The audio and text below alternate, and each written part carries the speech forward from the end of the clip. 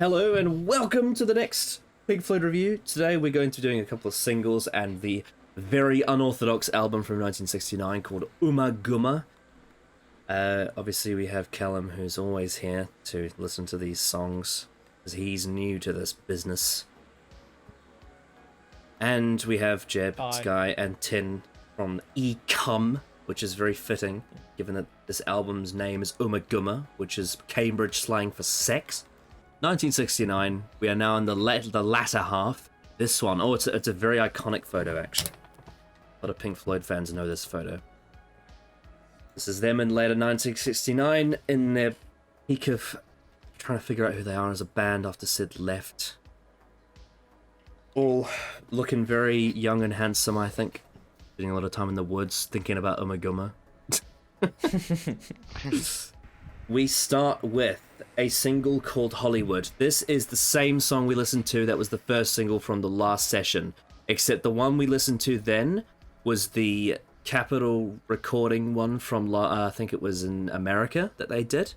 This is the song, this is the version of the song that they use in the More film. So this is actually from the film, and it's not included on the soundtrack. So you're getting a bit of bonus content from the last album. And it is a rearrangement of that song that David Gilmour wrote that we listened to last time. 3, 2, 1, go.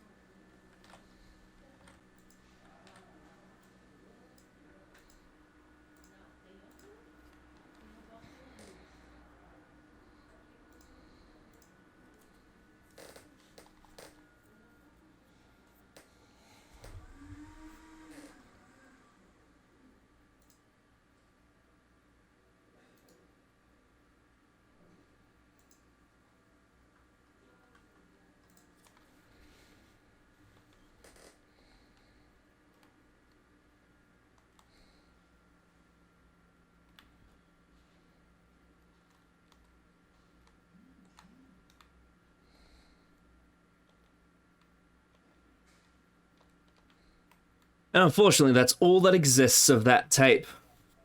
I wish it was longer. Oh. Because the version we listened to last time was like 4 minutes or something. Yeah. Yeah. So yeah, what's in that nice remix, song. Callum? Yeah, that was nice. That was nice. Yeah. That was a neat little minute-long song. Yeah. But yeah, if I was obviously not be able to hear the longer version, that is a bit of a shame because I really liked that. I usually prefer listening to song 1, the previous version of it, because it's longer and it's more complete.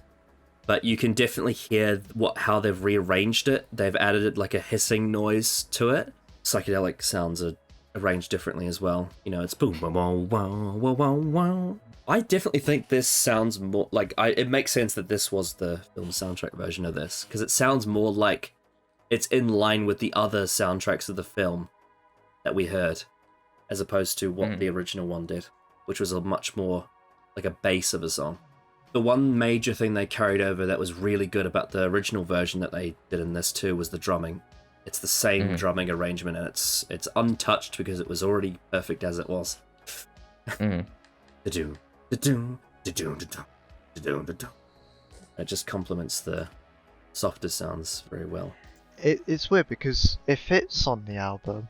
It has those sounds, but it feels more free for Pink Floyd to do what they wish, which makes sense because it's bonus content. I feel if the album was more like this, I'd have it higher up. Not to say it's bad, obviously. I really like it. I wish it was longer. I really do. I wish it was the full 4 minutes because I really love the guitars. I wish we'd gotten like a full-on comparison between the last one and this one. You know, like the full version of this compared to the full version of that. Because this adds some sounds to it that make it dynamic in a different way, and I'd like to hear the full thing When you can, technically, you can hear the full thing. You just gotta watch the bloody film. But no one's Yeah. ever done that. No one's ever watched more in full, unfortunately. Or fortunately. I couldn't even bring myself to do it. I just watched the scenes where the songs play. Now we can move on from that film. We can move on back to Creative Control, Pink Floyd. Last time, another single we listened to was Embryo. We listened to the studio version, and it was the song about the point of view from a baby being born and all that. This is a live version of the song, and it is an alternative version of the song. It's a much heavier version of the song. Interesting. Obviously, the last time we listened to, all this love is all I am. So this is by comparison, you could say it's a much harder rock version of the song. All right. And it's played on a live BBC radio session. So at the start, you will hear someone announce them because it's it's a live performance. 3, 2, 1, go.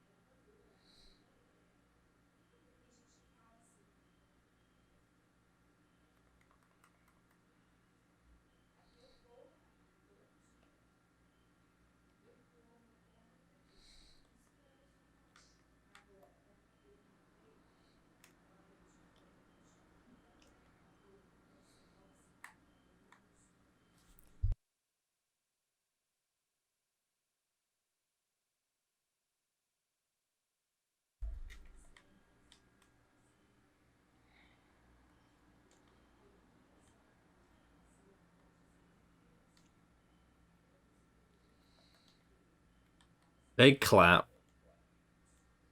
Big clap.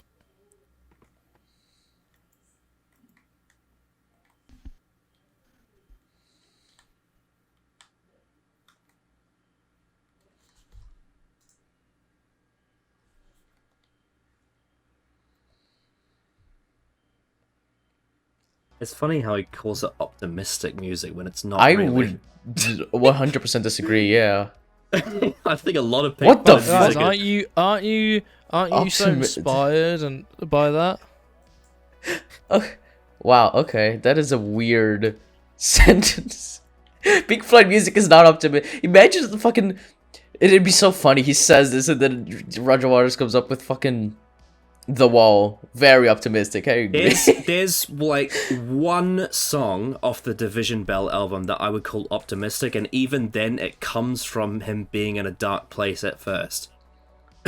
So That's so weird. That is Yeah. not optimistic, my guy. But I don't anyway, know, I guess I don't know. I would say It Would Be So Nice sounds optimistic, but it's also about a plane landing upside down. So I don't know about that either. Anyway, Callum, your thoughts on that live performance of Embryo? Really fucking good live performance. This time they had they had David and Richard Wright singing as opposed to just David. Yeah, well they bloody killed it. That's for damn sure. Yeah, that was just a really good listen. It's just a really. I could only imagine actually being there live to see that. Oh well, trust me, Callum. And God damn. Down the line, I will be showing you some of their live stuff, like visually, which I'm sure you will enjoy a lot. Because if you don't, you're a dead man walking. Oh, that's nice. It's definitely very different from the studio. The studio version's much softer and much more in line with the theme of, you know, being inside, you know, a pregnant woman being born as a baby. This one's much more hard rock and more psychedelic. Yeah, I was very enthralled by that live performance thing. Everything all hit very, very well. Was the BBC radio presenter as posh as you expected? for the six. Actually, no. I thought they would be much posher. I've been looking forward to it, and hope all of you, the Pink Floyd. the Pink Floyd. The Pink Floyd. that was funny as well. Yeah, you can really hear David Gilmour's figured out what he wants to do with his lead guitar with his Stratocaster. Because he does a lot of it. Yeah, he does a lot of the high-pitched sounds that he is known for later. There's even a section in this where it sounds like a whale, and that's used in a later song, much more famous song, which we'll get to, which I'm very looking forward to. The guitar, so good. And I still adore the vocals. It's just very hypnotizing. It's great. I love it. This love is all. Yeah, I added the original version to my playlist, and every time I listen to it, it's just like, it's such brilliant vocals, and like I think Ted said, the waviness. The child in the middle of the performance was not something I expected from a live performance, but it was. Yeah, they did a psychedelic section where they played a laughing baby, and then they had like children playing in a playground, and they had the David Gilmour whale noises over it as well with the beep beep beep beep beep beep. Yeah, which I thought was really interesting because obviously the theme and the lyrics. So yeah, it's interesting because it's quite a powerful rock song. But I remember the first time I heard it, I heard the baby laughing. It just made me crack up. It's so charming, and it's like wee. Which, interestingly, as you'll know, Sky, given you've talked about The Wall a lot, a baby making noise is something that happens in one of their later albums. Indeed. So this is, again, building blocks for their work and their albums. Oh no, yeah, there's a lot that I can pinpoint to where they go from here in the future. The big thing I want to highlight is that this is live, and it sounds like it's at a studio level quality. In the sense that studio level quality, you often brush up some of the mishaps that happen or some of the less clean background noise as such, but this sounds so clean. Like you you can't believe it is live, and that's like an essential thing of Pink Floyd and why I wish they were around when I was around. There's actually some Pink Floyd songs, even songs that are really highly regarded, that are actually better live than they are in the studio album version, which is insane. Even my favourite Pink Floyd song has that. I agree. Which you obviously know. I know exactly I know the one you're talking about, and I agree. That song is actually. Oh, I know which one it is live. because you've shared that version a gazillion times. Because that fucking guitar solo. You've mentioned that guitar solo so many times. And it's the best guitar solo of all time. There's a song on the same album, a couple of songs later, that the same thing. It's better live, so much better live. And that's what Pink Floyd is. Their standard for live shows is unbelievable. Like, ridiculous how good they are live. And it just shows how talented they are. The fact that they can produce that level of sound quality on a performance that's on the spot, which shows that they put a lot of like attention to detail in their practice and their... It feels like as well, the benefit of them being live is that the stuff that wasn't allowed in the studio version, all these little quirks, they go, okay, now we can actually put them in here and go all in on this. And it's very rare that a band could do that, because when you listen to a Pink Floyd studio version song, you're like, how could this actually be better? How can we improve on it? But every time, pretty much, it's so much better. Like, this is so much better than the studio version. They turn this into a 10-minute epic. This is the same length as Interstellar Overdrive, and it's almost as long as A Source of Love Secrets. Ridiculous. Exactly. This is so much better than the studio version, and it's why I love Pink Floyd so much. Yeah, and just speaking specifically about the instruments, Rick Wright's keyboard playing in this is fucking brilliant. Like the whole sequence where it goes boom, beep, beep, brr, brr, brr, brr, brr, brr, brr, brr, and just following through this trail of him playing that keyboard, and with, you know, Roger's bass in the background hyping up the tension, and just everything about it is just beautiful. So good. For me, this is the definitive version of Embryo. Yes, very much so. You can see this is like Pink Floyd in this live performance are like, yeah, this is what we want to be doing on some of our later albums, because this does sound very similar to some other songs they've done, which in my opinion is a good thing, because this is vintage Pink Floyd sound. And also, just even at the very beginning, it just pulls you right in. Like, obviously Nick Mason with the drums sets you up, and then you just hear that Gilmour guitar solo rip right in. It's just so orgasm in my ears. Yes. In my ears. And obviously still talked about it in the original version. The lyrics are great. Roger Waters writing from the point of view of a baby being birthed from the womb and all that. And the fact that they're able to make like babies' laughter and kids playing in a playground feel like it fits the tone and the pace of the song as well is kind of crazy. Yeah, especially when they've changed the tone, I guess, here quite a bit, and it still kind of fits. And also, I think Callum, I don't know, I can't remember how many other songs. I think Jug Band Blues had a bit of this. And there's maybe a couple of other songs that are like this, but you'll notice in some Pink Floyd songs, they do this thing where they go into a solo and they'll have like real life diegetic noises playing throughout the song. They do that a lot, and this is one of the early examples of it, where they'll have like a story playing in the background of the music that's playing. And it usually helps with the narrative or whatever they're doing. And I think that's such a unique thing to do with your song, is just to add sounds like that, you know, because the song is about a baby. You add the sound of a baby laughing or the sound of kids playing. That was really well implemented in a live performance. Like, I was taken aback by that. Oh yeah. And did it even feel like 11 minutes? No, not really. No.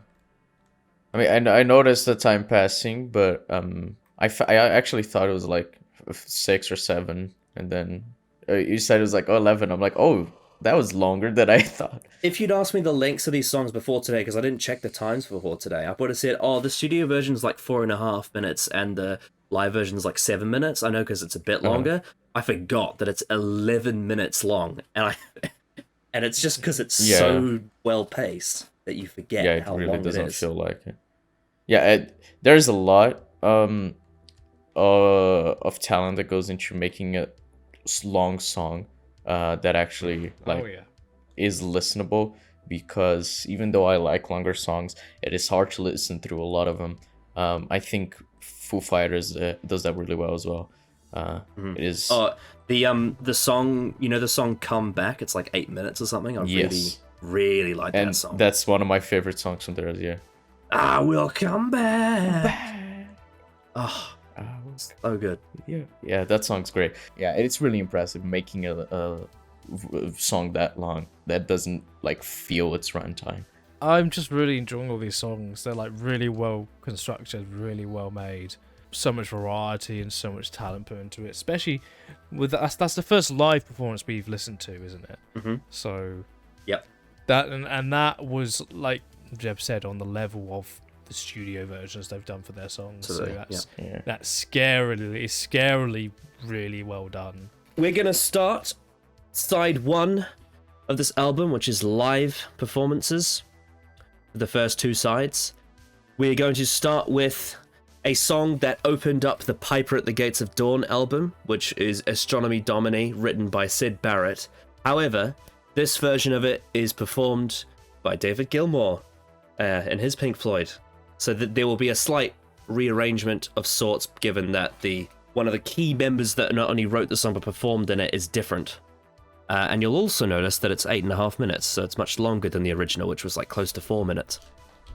And as we know, the longer it is, the better it is. Isn't that right? Yes.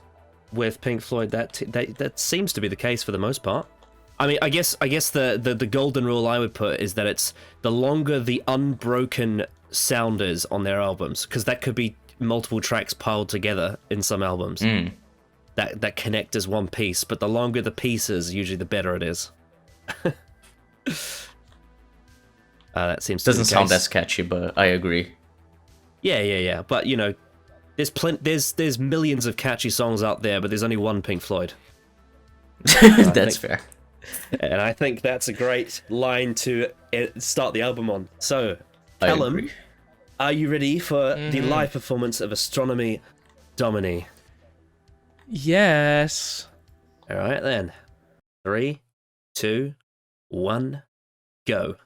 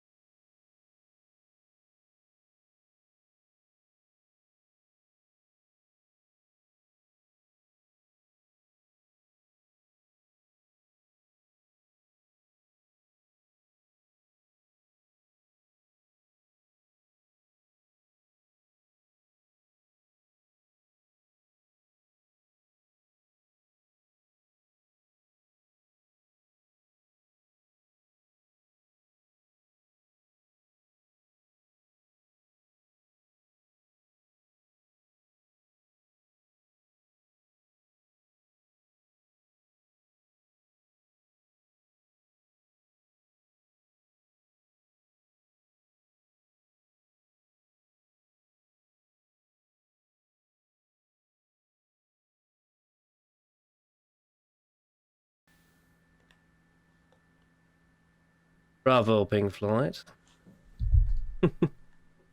Holy shit, that That's was so like- good. I'm in Yeah, awe. for Sorry. a live performance, that's insanely good. Mm-hmm. Go on. Like, I genuinely, like, but that's... If you didn't tell me that was live, I would just assume that was made in studio. There's only two things. There's only two things to me that tell me that it's live. The first thing is obviously the audience is there, but even if you cut that out, it's the fact that the vocals aren't as loud Yeah, in that's the only mix. thing. In the mix, but apart from that, absolutely. How could you tell it's not? How could you tell it's live? Yeah, exactly. Yeah. Yeah, just a really, really good performance. That was... Yeah. Song's just really, really good. I mean, it's quite a different arrangement to the original because not only is it not Sid, it's David Gilmour, but it's also longer and it has that passage in the middle where it sort of takes you on a bit of a journey. I'm very surprised at how good that was. Well, not surprised, I guess. I'm more, Taking it back. I guess. I was there were generally, if you were recording my reaction, there were certain points where just like my jaw dropped. I was like, man, how's this so good? And it's live. It's like, fucking hell. That was just a really brilliant performance, and I love everything about it. The fucking drums were insanely good. They're fucking on point. Yeah. The guitar as well, brilliant with that little riff. Just being very, hypnotizing, I guess. It really impresses me how David's be able to go out of his comfort zone and play a Sid-style guitar riff. It's very different to the kind of thing you hear David usually do. You know, that sort of thing. Yeah, and the interesting thing is that you can tell that it's David on the guitar while it's still being that different, I guess, style. It's really impressive. That was so good. I'm very, very pleasantly surprised. I'm gonna listen to this all the time now. I think I like this better than the original performance. Just gonna give you a little spoiler, Sky. The entire live side of this album is just like that song. It's so good. Oh yes, man, that was yes, please, more. I want more. Well, more was the previous album. This is Ummagumma. Good one. Yeah. Sake. Yeah, it's been a hot minute since I listened to the original, but like even better than the original, I'd say, because the song's about space and that, so like it being live and that, and adding more elements makes it feel a bit more like a journey through space and that. So yeah, I like that, and it's just a bit better to listen to, I guess. Yeah, I really love that. Well, to sort of emphasize what you mean by that is I think the difference is that when they're playing live, the handcuffs are off and they don't have any limits. They can do whatever they want, really, within whatever they're capable of. Whereas on the albums, they have to like hit their times. I think what I would say about that in comparison to the studio is that both versions are trying to replicate the atmosphere of going to space, but they do it in different ways. So because the original is studio, the way it's mixed is very like wavy in your head. I remember the first thing Callum said after Callum listened to the first version of that on the Piper at the Gates of Dawn is it's very wavy in your head, and it has that kind of celestial sound to it. Sounds like scape and vibe. This, however, does something different where it does sound like the original, but because it's longer, what they do is they take it like it's like they take you on a journey into space, and then you're sort of like stuck in the void a bit, like where there's no planets. Like it's almost like there's only little bits of light around you in terms of the way it sounds, because they go into that little middle section where it's like a little, there's only a little small subtle sounds going on, just taking you on a small journey, and then eventually at the end it comes back around and it's almost like the planets appear again. That's kind of how I read that sound. So it's like a different way of transporting you. The way I view it, because that's just how I view things, is through film and TV. The way my brain interpreted that was that like the beginning is very like interstellar. It feels like you're being taken on this journey and you don't really know what you're gonna see because you're going to space. And then it becomes very much like Lucy in the Sky, which is a film by Noah Hawley, who created Legion. And it is a film like about an astronaut who comes back to Earth and she lost all sense of reality. And so it gives me that kind of vibe where it's like you're kind of losing your sense of reality the more you go on with the song, because of like how insane our perception of like who we are as compared to what space is. And so it does feel like kind of a, I guess, nihilistic feel that I get from it when you go like in that journey. And that's kind of what I got from it. Yeah. I guess kind of going off of what you said. And I can only imagine how brilliant it would be to be there live in the audience for that. Oh, I mean, I read YouTube comments from people that have been to Pink Floyd concerts. Like, I look them up online and I see them, the people that were actually at the concert that I'm listening to, and they just say just like that. There's no words I can use to actually tell you what it was like to be there, because you just have to be there and feel it, and it's like a life-changing experience to go to their concerts, which is just, yeah. I imagine it would be, yeah. Because, like, you know, this is like a recording of the soundboard. Like, imagine being there with like the acoustics of a stadium or a festival, and you can hear all of the guitar and the drumming and the keyboard and the sound just bellowing around the place you're in. And you're around a bunch of... Yeah, and obviously the presentation of it being, you know, a concert. Yeah, the presentation, they love to use visuals on their stages as well.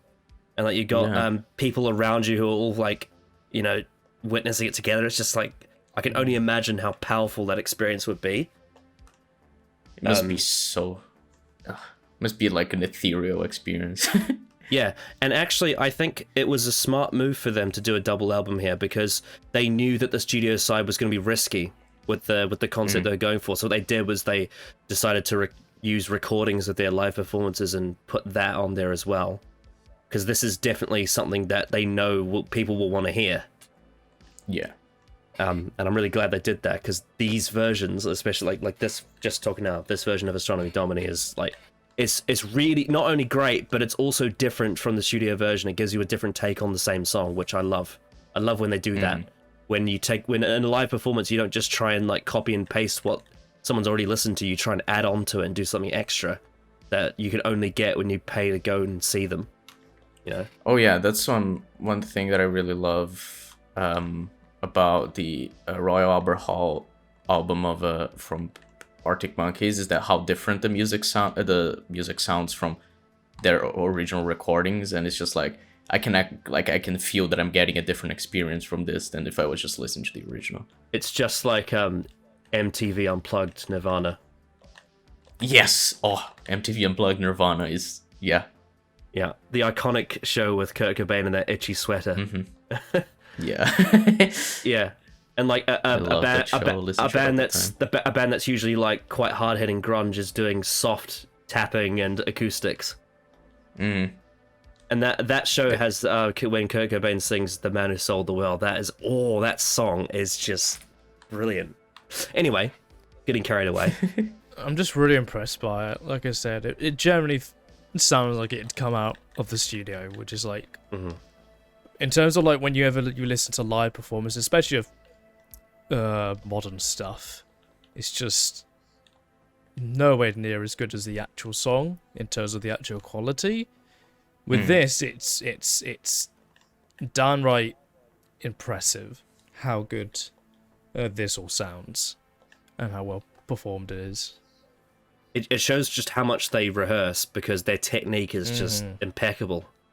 I really like the feeling of descent with this song, and then comes the rise. I really like it. It's weird because I could see the song being in like an episode of a series that deals with space travel, and you're kind of in chaos. I really like the pendulum swinging feeling as well for this song. Guitar kind of navigating you through the pendulum. It's also nice to see this live version come out at the right time, given how space was kind of everywhere at this point. Yeah, this was 1969. This was the year that they landed on the moon, so they were obsessed with it at this point. Exactly. It's interesting as well that this song's kind of one of its kind, because their other space rock songs are more implicit. This one's quite overt. I prefer it when it's longer, because it feels more like a space trip. Original version is quite shorter, so it feels like a snippet of a space trip.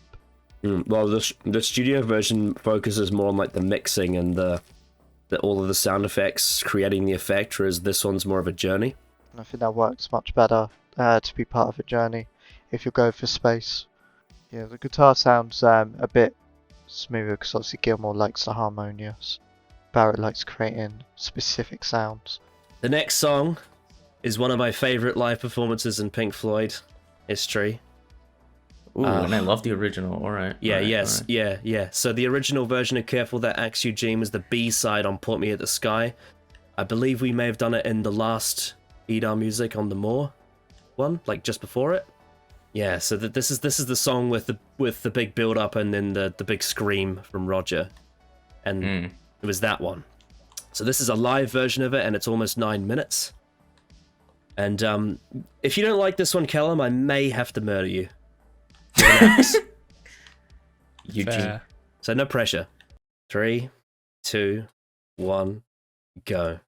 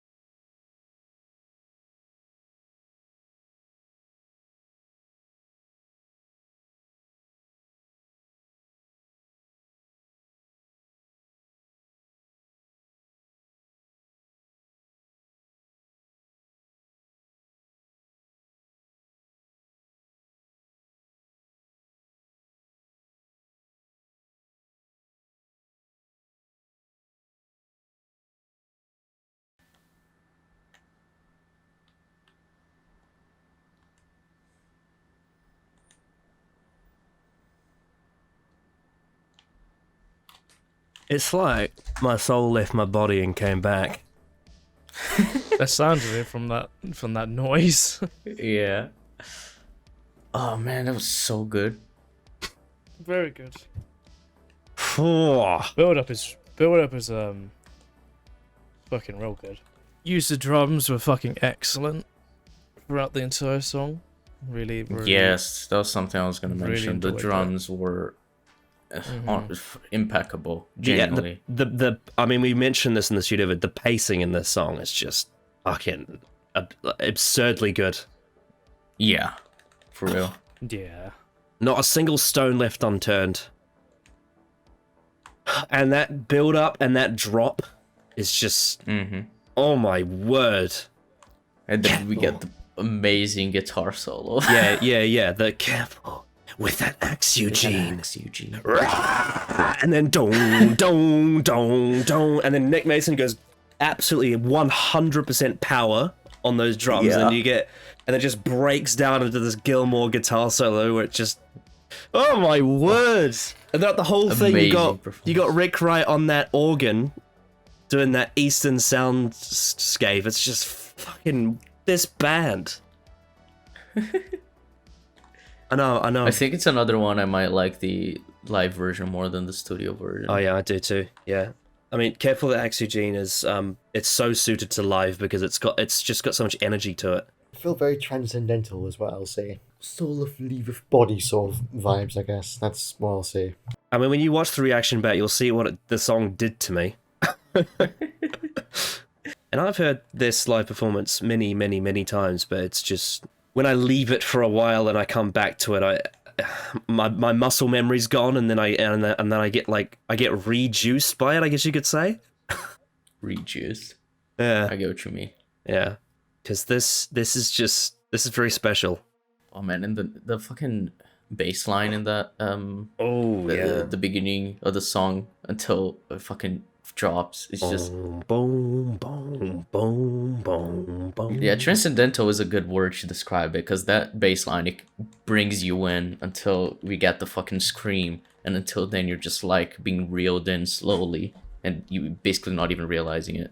It doesn't surprise me that Roger Waters' voice these days is kind of fucked because he did that scream so many times.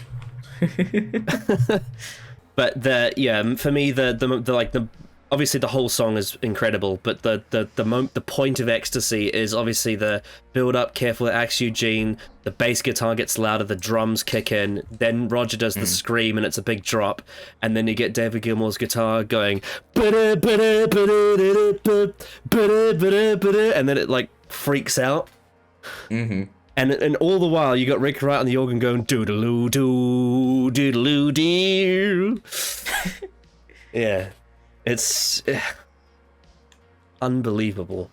Absolutely, I find it really impressive how like modern in a way the fucking guitar in this song sounded, especially because I was listening to it. I'm like, this is very like being very reminded of Black Keys. Like I could see them performing this song, and especially because Black Keys did have an album inspired by Pink Floyd, so it is quite impressive how like they can sound so modern, I guess, showing how like big their influence is, how much they inspire people just like on basic rock music. It's pretty insane.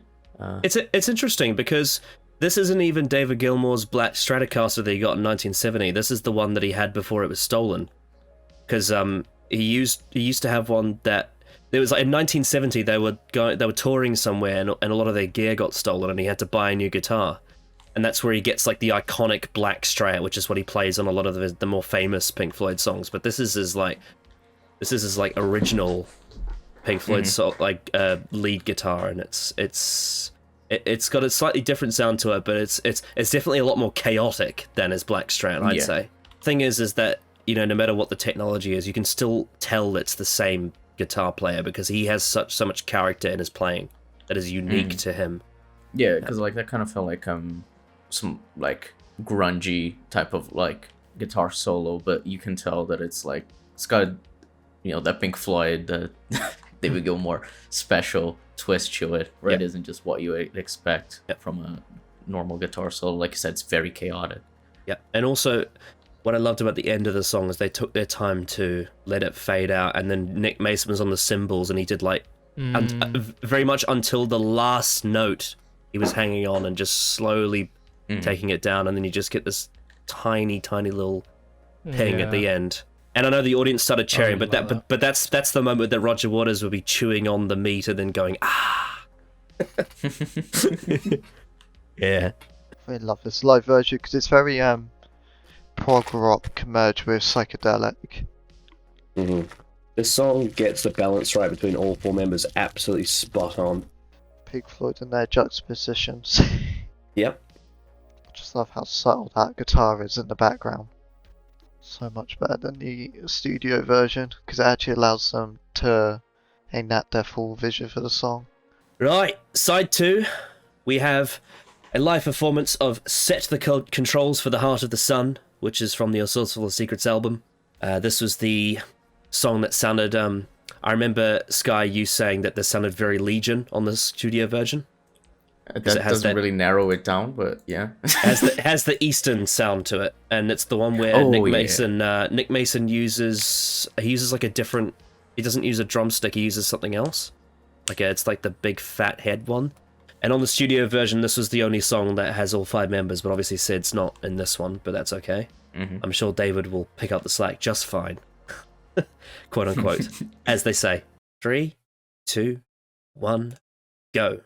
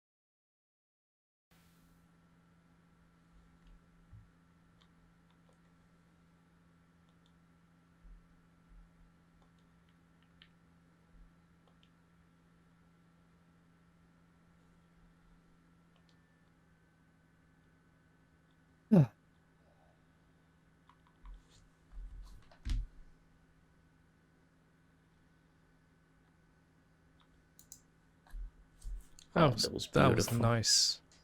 Yeah. Ooh. Yeah. Like, The whole instrumental was really well done. Mm. Yeah, it's much longer than the good studio version. stuff. Much longer. Oh yeah. Yeah, I mean, I went into like a full-on daydream during that, in like a good way. Like, Yeah. I kind of forgot I was doing a video. I was like just sitting there, just like listening to it. I was just, my head was turning around. Yeah, no. Isn't it just magical, Callum? Very. I mentioned when we listened to the studio version that it sounded very like sort of like a mirage or like a dream, or it doesn't sound all there. And it's still kind of the case here where like it sounds very ethereal and like you're in a desert and like the heat's getting to you, which seeing things and that, and like and you're hearing things, and like it being live really accentuates a bit more, and like with how it's slightly switched up in that, which I like. So it still very much sounds like a dream, which is something you said about daydreaming during it. Still sounds fucking good. And you can tell it's a Roger Waters song because the way he sings is so different. Yeah, I don't want to say it sounds like soft spoken, but it sounds like very sort of gentle a lot of the time. It's quite restrained. Yeah. Set the controls for the heart of the sun. And then he does that whispering, goes, the heart of the sun. I think I like it more than the studio version. I think it takes you a bit more of a trip just because of how it is very, it's longer. And so it gives itself more time to build and to, be like very hypnotic in a way. And Tin saying that it sounds like you're stuck in a desert and hallucinating things, it especially reminded me of a montage in Legion Season 2, where that's basically what's happening. So that was nice to think about. So thanks, Tin. You made a good observation. Yeah. And the, this very soft bass line, and then the build up, we have the fucking guitar coming in, that it all comes back to being more gentle. It's a song that it's very chill, I guess, in a way, where I could I could see myself listening to this song quite a few times, just being like doing something else, and then just like my mind just starts going elsewhere, and it's just having a full on like spacing out to it, because all the way it is. So yeah, I really liked it. It is very good. And what I said about Astronomy Domine, how the studio version, it's very much about the soundscape, and whereas the longer live version here is about the journey. It's the same thing with this one. It takes you on more of a journey than the studio version. What I would say I prefer about the studio version is probably there's more going on, because they're able to multi-track and everything, whereas here they have to all do one instrument each. And they don't have enough money to hire extra people to play extra instruments like they do in their prime later on. But this is still brilliant. I think the only thing that's missing for me is that one sound that they use in the studio version when it gets to the chorus and it goes dee dee dee dee dee dee dee dee dee. There's a specific sound they use in the studio version that's missing from the live one, and that's the only thing I think it's missing. But I think even saying that, I would say it's even more intense on the Mirage tone than the other one was, because it's so soft and it's so nothing about it's not as I wouldn't say it's quite as hard on the psychedelics as the original one is, actually, and that's probably because it doesn't have Sid Barrett in it. But it's definitely a different take on the same song, because it's one that I sort of get lost in a travel, I guess, in my mind, as opposed to the original, which is more about just the soundscape and how it's mixed, and it's shorter. Yeah, they benefit for different reasons, I think, but they're both brilliant versions, and I think this performance is, again, like I said with the drumming, Mason uses a different instrument on the drums, which gives it that different sort of Eastern feeling to it, and obviously Roger Waters plays a gong in the background as well. The one thing that this version has over that the studio doesn't is it has quite a hard section where Right. where David goes more like hard on the electric guitar than he does in the studio. Yeah, the portion I mentioned, which I do really love. Yeah, it's very. Alright, here we go. So the sticks that he uses are called timpani mallets. That's it. On the drumming. And also, can I say Rick Wright on the organ in this song is just. Oh yeah.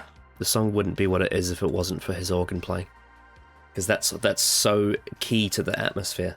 Yeah, it's what gives it that, like Tim said, the desert, being lost in the desert feeling is that the organ, the way it's played, it's a very specific way of playing it, which is really nice.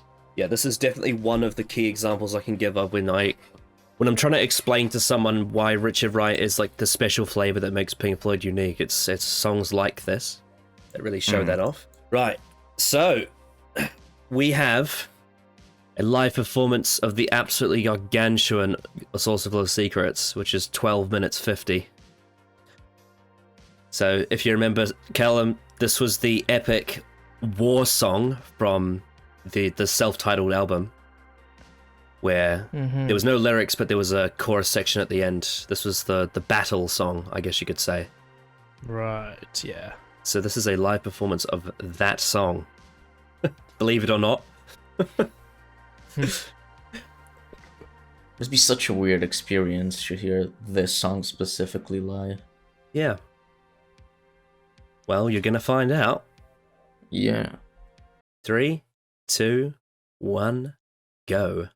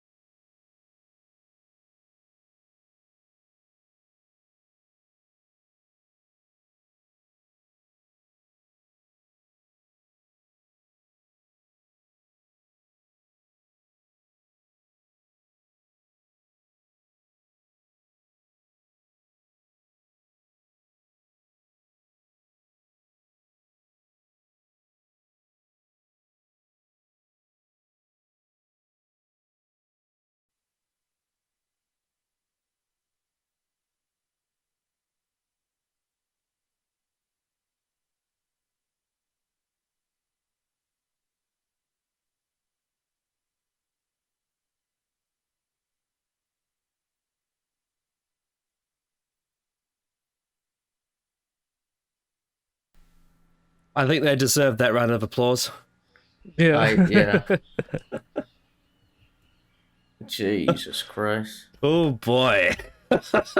You knew What a 13 minutes ride could that fly was. Oh shit, yeah, it was like 13 minutes, right? It passed by in a second. I didn't even see. Yep. by. Yeah, that Man, was, my mind went on a full-on journey there. What a performance. Oh my word. That was... Jesus, these live performances are insane, man. Jesus Christ. they're pretty ridiculous. Yeah, I imagine killing that was... Well, just as powerful as the studio, if not more. Oh yeah, absolutely. Yeah, Jesus Christ, that was fuck me, that was fucking great. Really fucking good. Just everything just clicks. It clicks all so well. Yeah, these four men have just unbelievable chemistry. Unbelievable chemistry. It's still an absolute fucking like ride of a song. Like, just fucking 13 minutes of utter beat to beat in terms of... It's like the length of a SpongeBob episode. Yeah. Just an entire SpongeBob episode worth of Pink Floyd isms, which is certainly an achievement. When I think of when I want to listen to a Pink Floyd song like this, I think about what's the attraction. So there's different attractions for the studio version versus the live version. Studio version has a soundscape sort of breakdown when the battle is going on, and the chorus at the end is very mourning and soulful. It's very, it's like a group of people in a choir mourning the dead, and it's very powerful and very emotional. This song, this version of it, a live performance, it's way more like hard, and the psychedelic drop is a lot more chaotic, and instead of having like a little, sort of a soft choir, you've got Nick Mason playing drums at the end, and David Gilmour himself just going absolutely hard on that vocal. So it's instead of like a mourning, it's more like him crying out all of his emotions. When he's going, oh, and it's powerful. I'd say it's just as powerful as the studio version, but it has a slightly different tone. It's much harder, much more, I guess it's more metallic than the studio version, whereas the studio version was a lot more psychedelic and sort of wavy. But also, yeah, how they handle that section at the end. I found that the way it ends is be more triumphant than the original, I guess. It kind of feels like when you have like a scene at the end of a film where, they're remembering the people who died, but also they're celebrating the fact that they won. And so you kind of have that kind of melancholic, like bittersweet type of like celebration. That's kind of how I felt about this. I love it so much for that, and so much so that I downloaded this song. I'm gonna use it in my next video, the one I'm currently editing, because there's a perfect section to use for it. Because the way it starts being like, a battle, and it being like very somber, but then it becoming more and then after the battle is won, you have this more like triumphant but also like bittersweet feel to it. I think it's just gonna fit perfectly for it. Yeah, you can almost hear, like, this is just purely my interpretation. I could be speaking bollocks out my ass, but the way that Gilmour sings, it's like he's won the battle, but he's sad because he had to murder a bunch of people to do it. Yeah, pretty much. It's the I've won, but at what cost kind of feel. Yeah. But one other thing that you just reminded me of that I forgot about is at the start, the way that Roger Waters uses his bass guitar to do the build-up is like boom, boom, boom, boom, boom, boom, boom, and it's very playful with your ears. Obviously, Mason's drumming in this is just incredible. Like, yes, how he's able to go that hard for that long. The performances are just so good. It all works so well together. And the fact, like I said, the fact that it's 13 minutes long, but it doesn't drag, and it's really well paced, is like, it's fucking impressive, to say the least. Like, goddamn, you're making a 13-minute song, and you're performing it. Like, that is a massive task, and the fact that they pull it off so well is just mind-boggling. Yeah. Yeah, just to add on to something Sky said before about the difference between the ending of studio and live. So one thing that the studio version has is, because it's obviously a very mournful and very sad ending with the choir sounding vocals, it also, if you remember, it has that dreamy string section that I think Rick Wright put on his faders on his keyboard, and they use it in a couple of songs on that album. But that's a very different tone to what we get in this one, which is much more intense. It's crazy how well like the soundboard is mixed as well for the time, like where the way each instrument is in like a different part of your ears. Yeah, I love that. I was thinking that it was very impressive. I imagine listening to this with the Apple Music spatial audio must be great. Even like this is 1969, but I think even at the time they were smart enough to make sure that every instrument had its own individual track so it could be isolated, and you can manipulate the way it sounds and also capture, you know, the acoustics of whatever stadium they're in or whatever arena or whatever festival or whatever. Yeah, I can't actually like fathom. I mean, I guess it's like it's a bit defeatist, and it's like, you know, obviously if you work hard you may be able to get there, but like I can't fathom being able to perform a song that long that's that complex and that good and not make mistakes and actually have it sound like that. It's just unbelievable what they're able to achieve. And at this stage these guys are like in their early to mid 20s. You know, they're just starting out their life.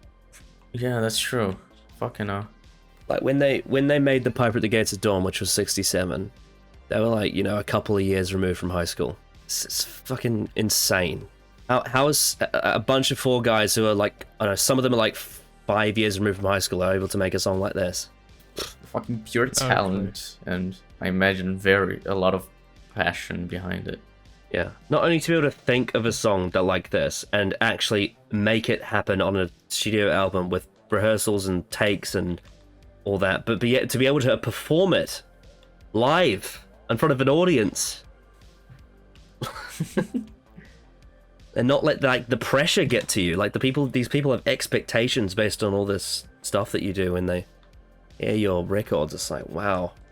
So that's the live section. That's the first half of the album. That's sides 1 and 2. Already off to a banging start. Yes, that's them playing their greatest hits of the first few years live, which is, you know, it was always gonna be successful because, of course, it's those 4 songs. They're like 4 of arguably the best crafted songs that they did in their first few albums and singles and all that. Definitely 4 of the most popular ones. So then we move on to the studio album for Ummagumma, which is, as I've described before, very, very unique because it is each band member going on their own to make their own song by themselves, playing all the instruments, and it's really interesting because I don't know, I can't think of any other band that really does stuff like this. And not only is it unique because of it being individual members writing and performing their own tracks for, you know, a block of half a side each, I guess you could say, but also it's very experimental. It's me and Jeb both said in the last, we pretty much agree that this is probably the most experimental work that they ever did in their whole career. So it's very unorthodox, it's very unusual, and because of that, it's divisive, arguably unpopular. Both myself and Jeb really like this. The first section of side 3 is called Sisyphus. It is a 4-parter. It's all linked together. And it is written and performed by Richard Wright, who is the keyboard player. And it has no lyrics, despite the fact that Richard Wright can sing. It doesn't have any lyrics at all. It's just him and his organ, piano, mellotron, and percussion, and that's it. 3, 2, 1, go.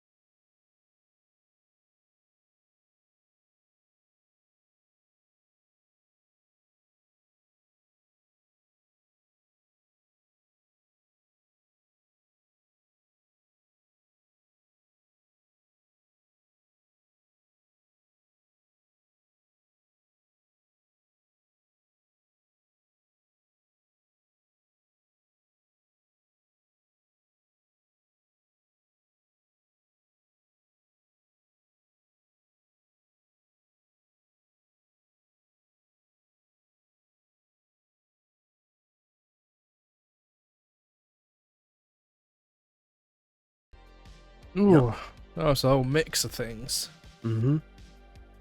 You know, I'll ask you your thoughts in a minute, but the one thing I want to say about this song, that opening riff in part 1 and the one that plays at the very end, again, it sounds so similar to Murray Gold's Cyberman theme song. I was just thinking that the end there felt like something you would probably see on like 90s drama or something. I don't know why, that was the first thing that popped in my head. Like, it sounds so similar to that Murray, like the it sounds like that thing. A bit, yeah. Yeah. Actual banger that is. Yeah. Anyway, Callum, your thoughts on Sisyphus? Well, it was a whole mix of things. It was like whole ranges. That whole big track, I guess I could say. Yeah, I really like that. That was very much. I think Sky said, like, very much a trip. I think through and through. I think my favorite moment is when you think the song's over and then it fucking scares the shit out of you with the organ. Yeah. What, in the last part, yeah. Yeah. I was you'll see in the recording, like, my face, like, my eyes like lightened up, like, oh okay, we're doing this now, okay. Yeah. No, I really like that. That was and who was that? Richard Wright. It was done by one. Richard Wright. Yeah. He did a bang up job at mixing a whole bunch of different styles rolled into like one. Yeah, I like that. It felt very sort of quiet and quaint for the whole thing. It felt very like, that's one thing I liked. It felt very much like going like a peaceful sort of journey, I guess. Like, that's just sort of what it felt like. But then like the organ fully kicks in, and like, the thing it reminded me of near the end is, I don't know if any of you have like heard music from Fantasia, but like the music of that great big devil on the mountain, it reminded me a bit of that, but like a bit more toned down. I don't know if it's directly like horror film, but it's like it has a frightening aesthetic to it. For me, it feels like a very classic horror, like a very sort of like 1930s. Yeah. Like, very sort of like, you know, the original Dracula film, that sort of thing. It gives me that sort of vibe. But yeah, like, the whole thing was really, really fucking good. I loved it. And the name, because of Sisyphus and the fucking Greek mythology. Greek mythology. Yeah. I found that you have been very clearly like telling the story of Sisyphus, especially with how there were many moments in the beginning of like showing him being imposing and because he was a very tyrant king. But then as it went on, you can see as he gets punished by Zeus with having to carry the boulder, of course, which is what he's most known for. And then we get to the end where it's like, because like when it starts, it feels like the song is imposing in the sense where it's like it's Sisyphus himself being the one who's playing with people, which he's known for. And then by the end, when it's imposing, is like it's as if you've been beaten down. And then Zeus is the one who's being like imposing towards him, who's doomed him to keep dragging the boulder, over and over till eternity. There are certain moments where you can tell it's like, I think it was part 3, those fucking batshit insane. You kind of felt like where it sounds it sounds like someone's dropping a cymbal down the stairs. That's what it sounds like. The way I say it, like, it represents kind of like after, the Sisyphus has enjoyed his kingdom and like taken advantage of so many people. It's like everything comes crashing down in a way. And then part 3 is him dealing with Zeus, and then the way it gets so imposing and like horror-ish, it's like him facing the horrors of his own actions. So traditional music doesn't do this. Traditional music would have him singing what's happening. Oh yeah.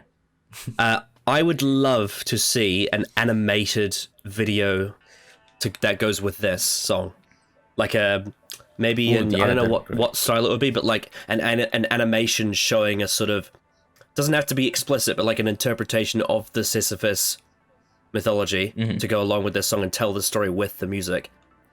Yeah. Obviously, you don't want to spoil the suspense of like sort of being in the blind a bit. But what I would do is I'd probably have the video kind of have it.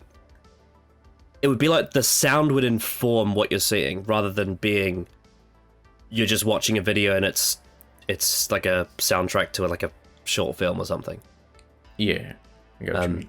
I think there's a way you could do like an animated sequence along with this music that would just be incredible. Mm-hmm. But yeah, I have so many thoughts about this one. This is like, there's a lot. So obviously there's the whole bit that sounds like the Marigold Sideman theme, which is a very, it's very powerful sounding, old, like sort of early, I mean, I know we said sound like early 1930s films and all that, but it does harken back to sort of ancient Greece in a way. But I think for me, the most impressive piece of musicianship on this song is in part 2 with the piano. I agree. It starts off beautiful and you can see it kind of like descending into madness. It's really, really great. The way he plays that piano in part 2 is fucking insanely talented. And it plays with your emotions. That's kind of what I mean by program music. Like, it really plays with, at least for me, it does. And like the way he whittles around between 2 notes, then moves up and down the piano, but he's playing around with those notes and it's high pitched. But then as the chaos goes on, he starts slamming the piano with his hand, and it sounds like someone's like dropped the piano or something. It's like that sound you get when someone drops something on a piano. Sort of the crashing down. Then that leads to part 3 with the, with the cymbals, and the weird psychedelic, high-pitched, almost cat noise that's in the background as well. Yes. Yeah, and then of course like all of the really suspenseful, soft organ playing as well, with like little bits in there, and like I said, the bit where you think that the storm is over, and then the fucking organ slaps you in the ears, and it's like a proper like old school church funeral organ. And I like how the song starts with the same way that it ends. It kind of like rounds off the story that it's telling. I'm really happy you all like that, because some people hate this stuff, but I think it's like, I like it. I think with a lot of Pink Floyd, that sometimes it's not just about like, appreciating it for the music, but more so like what they're doing with it. Because like this isn't a song I would normally just put on, just being like, oh yeah, just want to chill out and gonna listen to this song. But it is a very interesting like piece of music that I think it's worth like listening and talking about, more so than just being something you put on in the background, because this is very like interpretive and introspective, I guess, in a way. So I don't know, I can see why people might dislike that, but it's kind of like, it's doing a bit more than just being a song. When people review this album, they say they don't really get it. They just hear a bunch of noise, and because I don't think they really sink their teeth enough into it to really grasp what it's doing. But like I always hated that criticism when they say, "Oh, it's just a bunch of random noises." It's like, no, it's not, because there's intent to everything in there. There's actual reason for it. It's like sort of multiple part songs sort of eventually lead up to. It's pretty good seeing like sort of early sort of uses of it and early ideas for it, so that's nice. Yeah, I mean, it's kind of it's interesting seeing them like putting it all together, figuring out how to do this style. Because really, I mean, I don't want to spoil it for Callum or anything, but the magic of what makes the peak era Pink Floyd work is that it's all these things and all these early albums that they're slowly putting together, and they're molding their style, and they're learning all these different things that they can do and finding out their groove in all these different areas of music, and then they combine all that they learn together, and then that's when you get like their most critically acclaimed work, because it combines everything that's great about all of these albums into one. Because I've like listened to like Dark Side of the Moon and The Wall and that, and like seeing all of the major things that they incorporate into their music just starting out early, and like it's why I bring it up so many times, just seeing it like in its early sort of form, and actually seeing it eventually mold into what becomes the sort of what everyone thinks is Pink Floyd, like for sort of what first comes to mind. It's like it's very interesting. Like the best way I can describe it, it's like when you've like heard everything about a TV show, but like it's like the final season, and like as you watch the show, you see everything start to fall into place, and you recognize some things, and like that sort of thing. Like you see everything start to sort of see how like where it would end up. Yeah. Well, I've always seen the studio side to this album as them being like pushing themselves to the absolute extreme, so that they can find their limits. They know what they're capable of. And I think, like, with a song like this, I think Richard Wright is absolutely pushing the boundaries as far as he can go. Because he's doing a lot. He's doing a lot of stuff here. You know, with the fact that he's using an organ, a piano, a mellotron, and percussion. The name Sisyphus refers to the Greek mythological hero who tried to cheat death by imprisoning Thanatos himself, only to be sentenced to eternal torture in hell. His punishment is to roll a boulder up a mountainside only for it to fall back down and starting over forever. The first part of Sisyphus can be seen as an overture similar to that of the orchestral works such as Richard Strauss's Also Sprach Zarathustra. Richard Wright makes heavy use of the mellotron's string and ensemble resembling sound, wide cymbals, timpani, and several vocal tracks to imitate the feel of a full orchestra and choir in a slow piece that sets the typical mood of Peplum films. Directly transitioning from part 1, part 2 of Sisyphus is a mostly piano piece that begins as a delicate melodies to descend into more chaotic territory, as much as the beginning of the track is played with a soft touch of the piano keys, essentially on the right side of the keyboard, with high-pitched tones, or notes I should say. It devolves slowly towards extremely heavy, rhythmless strokes on the left side of the keyboard, some probably delivered with the whole forearm at once. You can imagine his forearm just like bashing down on the piano. Picking up from the apparent crumbling as part 2, part 3 is a short track emphasizing drum elements, especially cymbals providing very sharp noises over a piano playing its lowest notes to no apparent tone. The tonal piano sections would become back from Richard Wright's on subsequent records. All of this is complete with very high-pitched voice effects imitating shrieking animals to provide an ever more tense atmosphere until a final release. That's like the bit where you can hear the animals going, you know, like those bits there. And then, yes, and then part 4 is the longest, and it can be divided into 2 or 3 sections. It begins with a very soft instrumental piece building to an extremely soothing atmosphere. Yeah, I think actually that's a good word. Like, instead of, because Tim said chill, I would probably say soothing would be a more applicable word for me for that section. The mellotron plays wide layers of soft chords, while the farfisa organ imitates a flute, providing comforting melodies. There is a good deal of background noises ranging from water flowing to bird cries. Some are actually taken from HMV sound effects that they used on Cirrus Minor from Moore. The ambient slowly fades out, almost intending to put the listener to sleep, and once complete silence has reached, a very heavy stroke of most of the mellotron's keys wakes the listener back up with a snap, and then turns into very low-pitched, menacing notes from which slowly emerges a reprise of part 1's complete orchestration, only significantly lower-pitched and slower, resulting in a coda that furthers the malaise provoked by the mellotron moments earlier. So yeah, there's a lot going on with Sisyphus. I really like this, it's evoking the feeling of loneliness, and I really like it.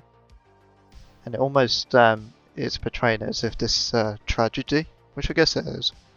It's definitely a contrast to the first song where we had the drums kind of carried the song, whereas here it's a piano.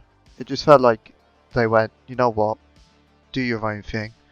See how the song goes. If Richard Wright was a bit like, fuck it, I'll go insane. This really feels all over the place, and you could tell that with Pink Floyd that's 1,000,000% intentional. Yeah, it's evoking the act of insanity, especially with the screams. It's so creative. I just love there's so many different aspects, all packed into such a short period of time. It's weird, I've noticed some of the biggest bands in their genre love covering mythology, like in metal, Iron Maiden would just do random historicals or cover loads of myths and do a story about it. I feel like people forget that music's kind of point is often to carry a story or an idea across all the way through. This gives me Hades vibes. This sounds like Hades is watching and laughing at him failing, or like that he's almost at the top of rolling it and will wait for that big drop. God, it feels so dystopian. I can almost imagine that you have like the shot is pulling out, and you see more of the underworld, and you see other people punished the same as him. Have you seen Day of the Daleks, the John Pertwee story? I saw it a few years ago. Yeah, I'm thinking of like those towers in the future. Yes. God, that was a masterpiece. Yeah, it's interesting. It's like one of the most hated Pink Floyd songs, and yet it's great. The next section is 2 songs that are linked together by Roger Waters. Ooh, nice. The first track is called Grant Chester Meadows, and the second track is the longest name of a Pink Floyd song ever. And Jed last time said that we're gonna, at the end of it, we're gonna see if Callum can say the name off by heart. It is called Several Species of Small Furry Animals Gathered Together in a Cave and Grooving with a Pick. Nice. Very nice. Oh, my favourite. Yeah. I said that without even looking at it. Oh, really? That's impressive. Yeah, I've memorized it years ago. The name is so long that it cuts off in Apple Music.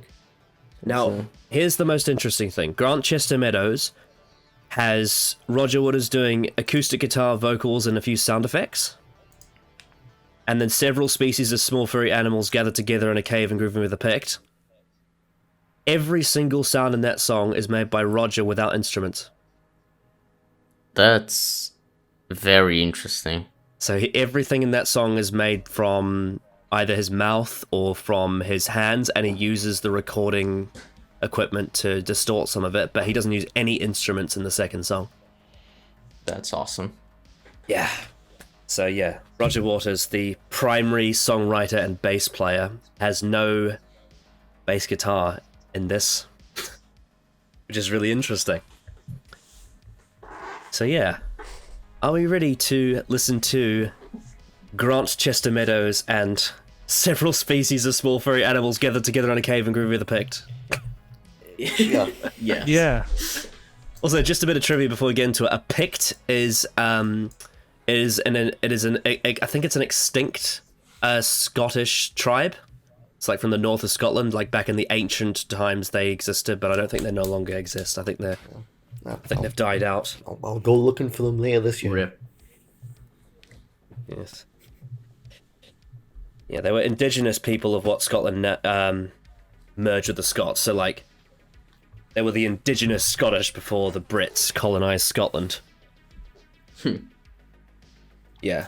Although it's less known because the Picts were also white, so it's not as like historically known as other times colonizations happened with tribes that are of different like races. But yes, the Picts basically are dead. I mean, I guess there's some people that have Picts ancestry, but they've all been, it's all been crossbreeding now. Anyway, that's enough of like miserable history. Let's listen to the music. 3, 2, 1, go.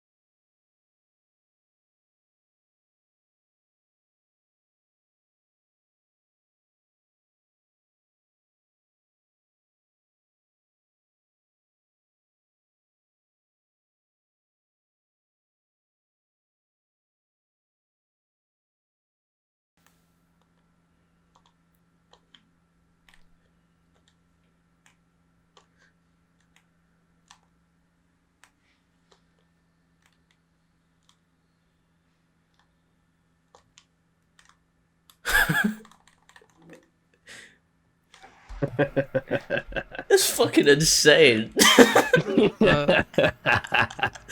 What the fuck was that? Why did that remind me so much of the two announcers from Phantom Menace? You know what it reminds me? Those, I Take a moment. yeah. Okay.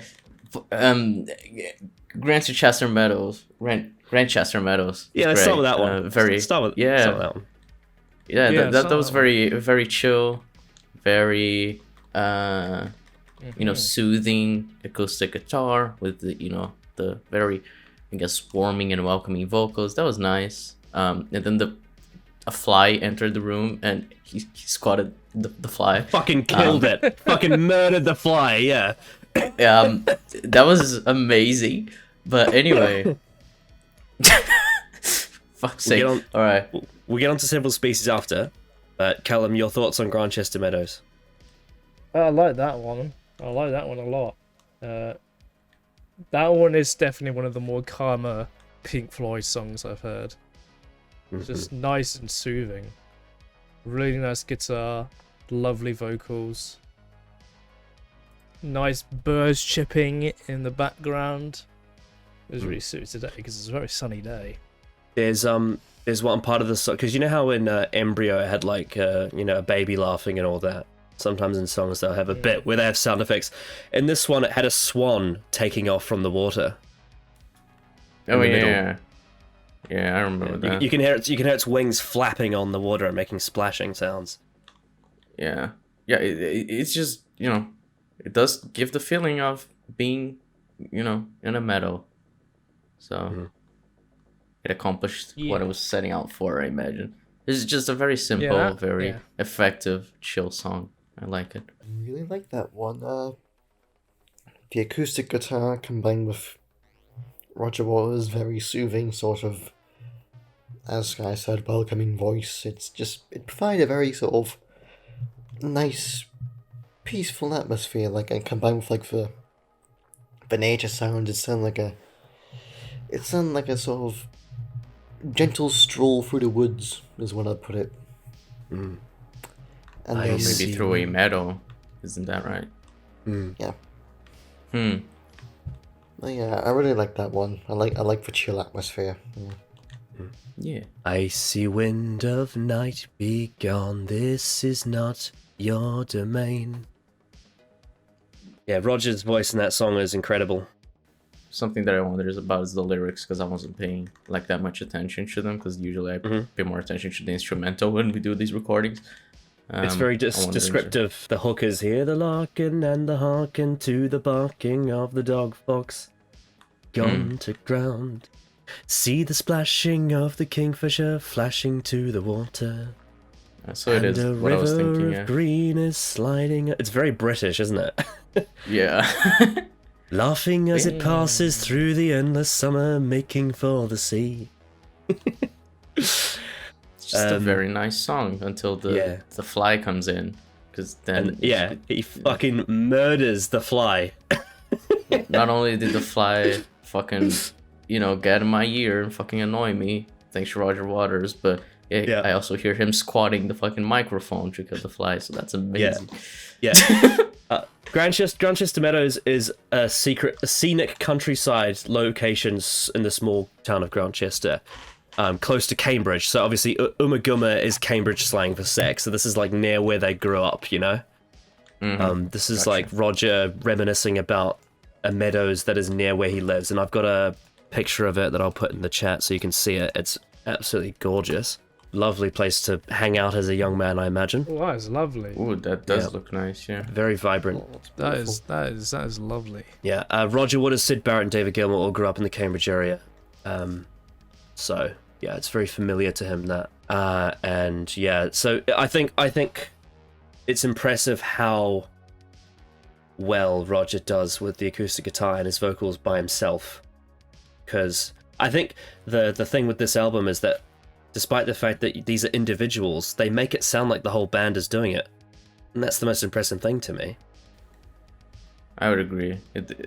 it sounds very full despite being, so I guess minimalistic in a way. Absolutely, that was a great way of putting it. But yeah, no, Grantchester Meadows is a very zen song. It's very very relaxing. I love it. It's gorgeous. And then then we get the polar opposite. We get, it is the song title literally describes it. Several species several species of small furry animals gathered together in a cave and grooving with a pict. And it's literally that. Yeah. Well done, Roger. Your thoughts, Callum? Just remember, Callum, no instruments. He did that entire thing with his hands and his mouth and like a modulator. Yeah. That was I don't know where to fucking start with this song. It's fucking bonkers. I think that's the word to describe it. It's fucking nuts. Yeah, it's just, definitely. Like I've got the lyrics up on my Spotify. What is this? Well, that's from the end. That's the pict speaking to the animals. I know. Oh, I know. Yeah. I know. I can fucking a bit of mackerel backeracken, finden der written debatted. My favourite bit is when he talks about, he says, and then I cried merry and I tucked up with a claymore out and about and I run down to the making stay and beckoned the fiery whore that was falling round the feet. Never, I cried, never shall you get me alive, you rotten hound of a burnie bray.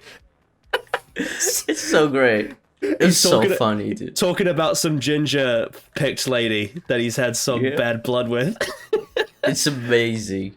And there's a bit when he sings like with a high pitched, fast paced set like noise, like he's basically one of the animals is saying it's almost like a Marvel joke because he says something like well, I snapped for the blade in the clamor of the cut and thrust and I fell down before him round his feet, and then one of the animals says that was pretty avant-garde, wasn't it? But in high pitched sound. Amazing. Yeah. I only cried from the bottom of his heart that I've been nil but dead as I can by the feet there. And the wind cried back, thank you.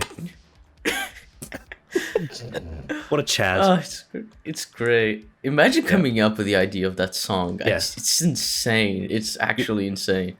You know, some of the animals in that, it reminds me of what's that, like, is it like a monkey that Aladdin has? It sounds a bit like when Abu makes a screechy noise. When it goes,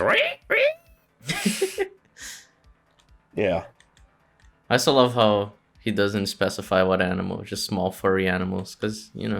they're just hanging out with a pig, too. Who cares what species they are? It's very nice. Perhaps this was Roger coming out with his persona.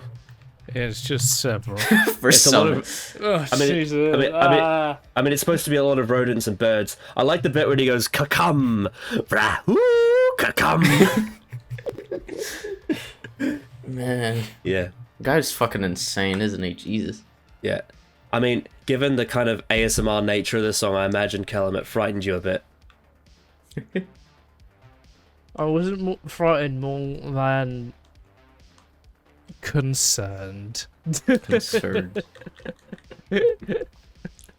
Yeah, it's interesting that how he's able to make like a catchy beat with only his hands and his mouth. That sounds like that. Really impressive, yeah. Pretty insane. Yeah. It's hard to talk about because it is just. I mean, the title is literally what the song is. Because it's fucking nonsense. Yeah. Yeah. I like the bit where when he does like one of the rodents is doing like an evil laugh. It's like ree, ree, ree, ree, ree, ree. And I just could see in my head that all like in a little cave, and then a pict walks and he's just like I interrupts them. He's telling the rodents and the fucking birds about this woman that he hates. He's gonna kill her with a claymore. I'm a fucking killer. Oh my word. Well, I slipped me and I flopped down and I hit down and just shied and cried. The fear of falling down, I've taken back the race. Amazing.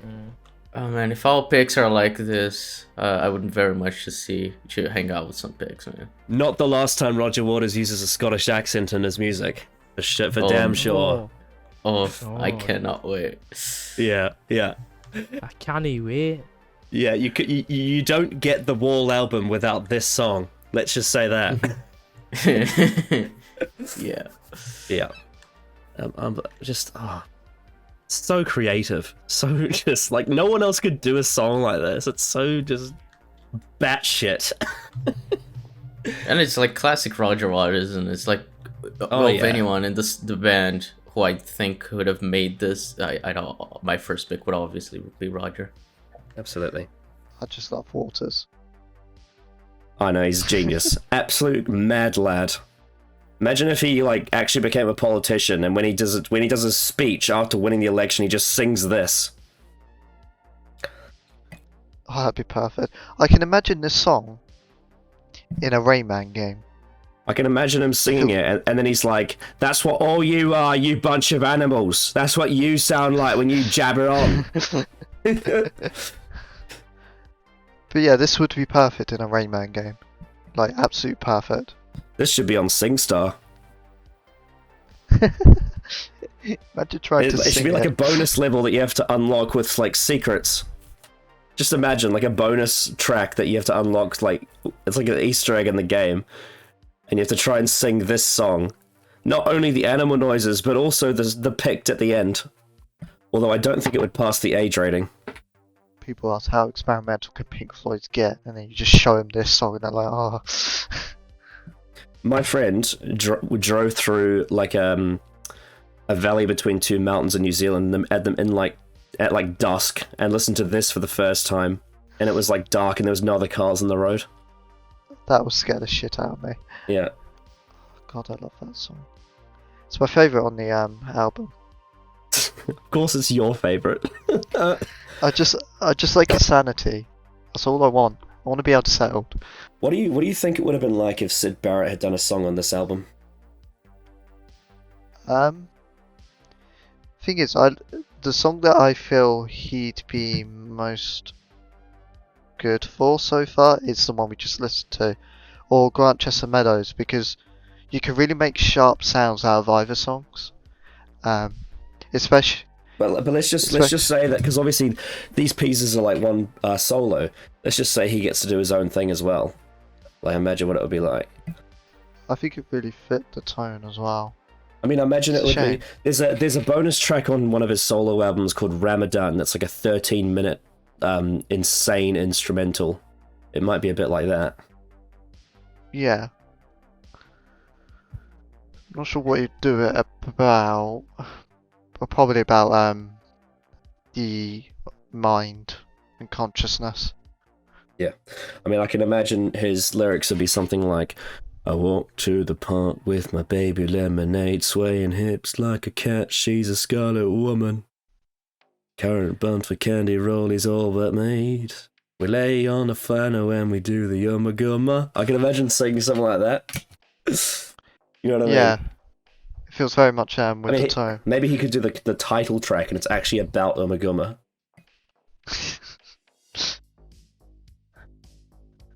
God, I miss Syd Barrett. Yeah. I know like we have it. Gil.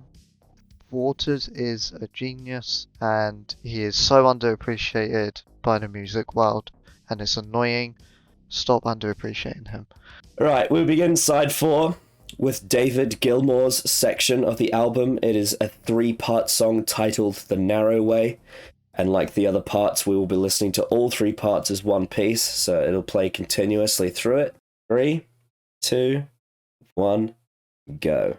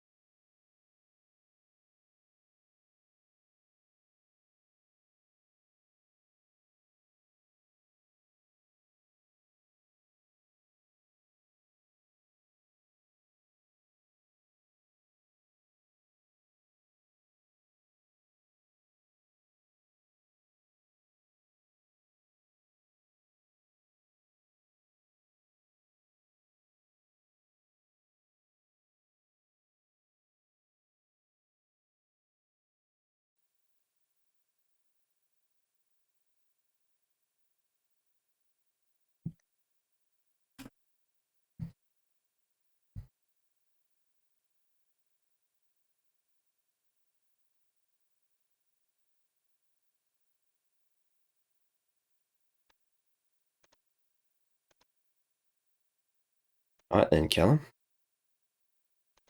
That was good. That was good 3 tracks there, all in one. Mm-hmm. Oh, Jesus. That was just... Ooh. I was really relaxed there during all that. Oh. I mean, I'm not surprised. Gilmour is Yeah. the most harmonic member. Yeah.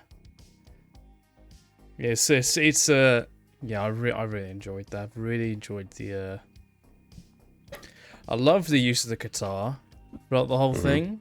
I thought that was like very soothing. Well, obviously they Both split. songs It's sound like that. The Narrow Way is split into 3 parts, and obviously the first part is a baby blue shuffle. You know, of the acoustic guitar with all the weird little ticks of psychedelicness in it. And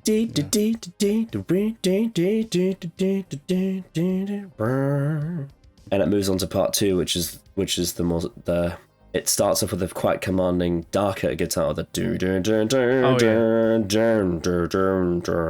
and it just that was pretty cool. And as that goes on, it gets more and more psychedelic and trippy. And then part 3 is the main course. Vibes all very well transitioned from one to another. Yeah, and then really I think especially from part 2 to 3, the transition was seamless. Oh yeah, you know what? I didn't even notice when it transitioned. The end of like the sound of like the end of this part 2. It reminds me of the Tube. You know that noise when like a train approaches, just as it slows down. It just reminds me of the Tubes in London. And then true. And then of course part 3 is a long epic fantasy journey into the Narrow Way with actual lyrics. Yeah, I think this song is awesome. I love it. Bit of a banger. And like Gilmour does all of the instruments: acoustic guitar, electric guitar, bass guitar, keyboards, drums, and vocals. Gilmour is a Chad, I swear to God.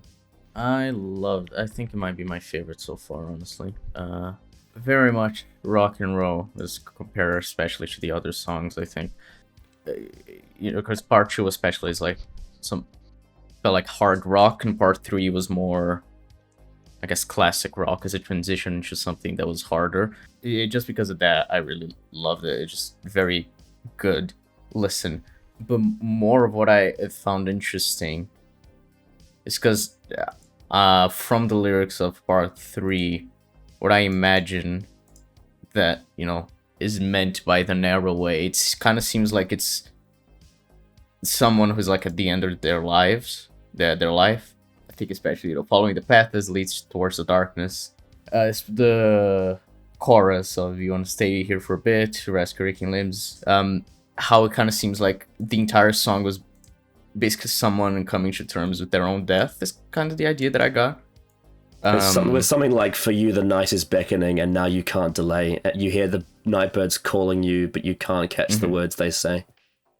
Yeah, it's kind of like, yeah. So it's the idea I got is like part 1 with it was very chill acoustic guitar, and then like the psychedelic elements of it. It felt like it was kind of making you feel uncomfortable. As it like you're just living your life and you realize that, like, I guess, understanding your own mortality.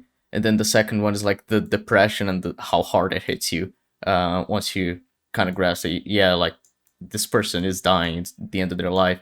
And then part 3 is kind of like their in terms of like instrumentally, how like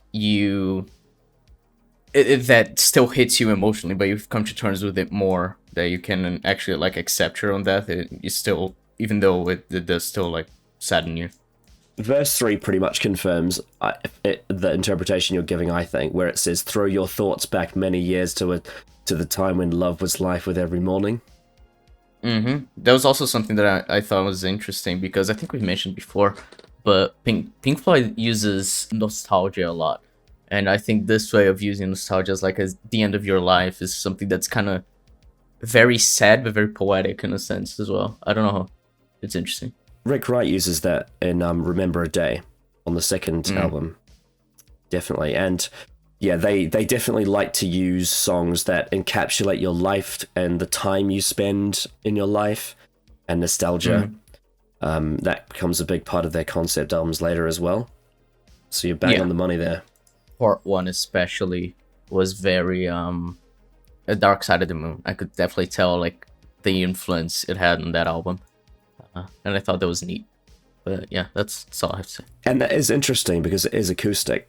But I do know exactly, and even the beginning riff in part 3 is very Dark Side of the Moon. You know, the boom, boom, yes, boom, boom, boom, boom, and then start singing.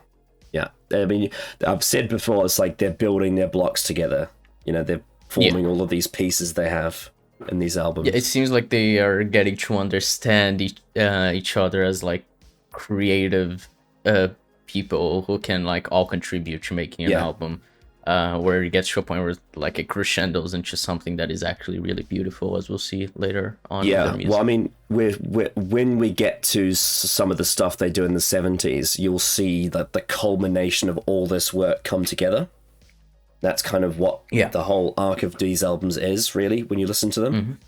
Because they're these great little pieces of music, and then when they combine them, you get to their most acclaimed work.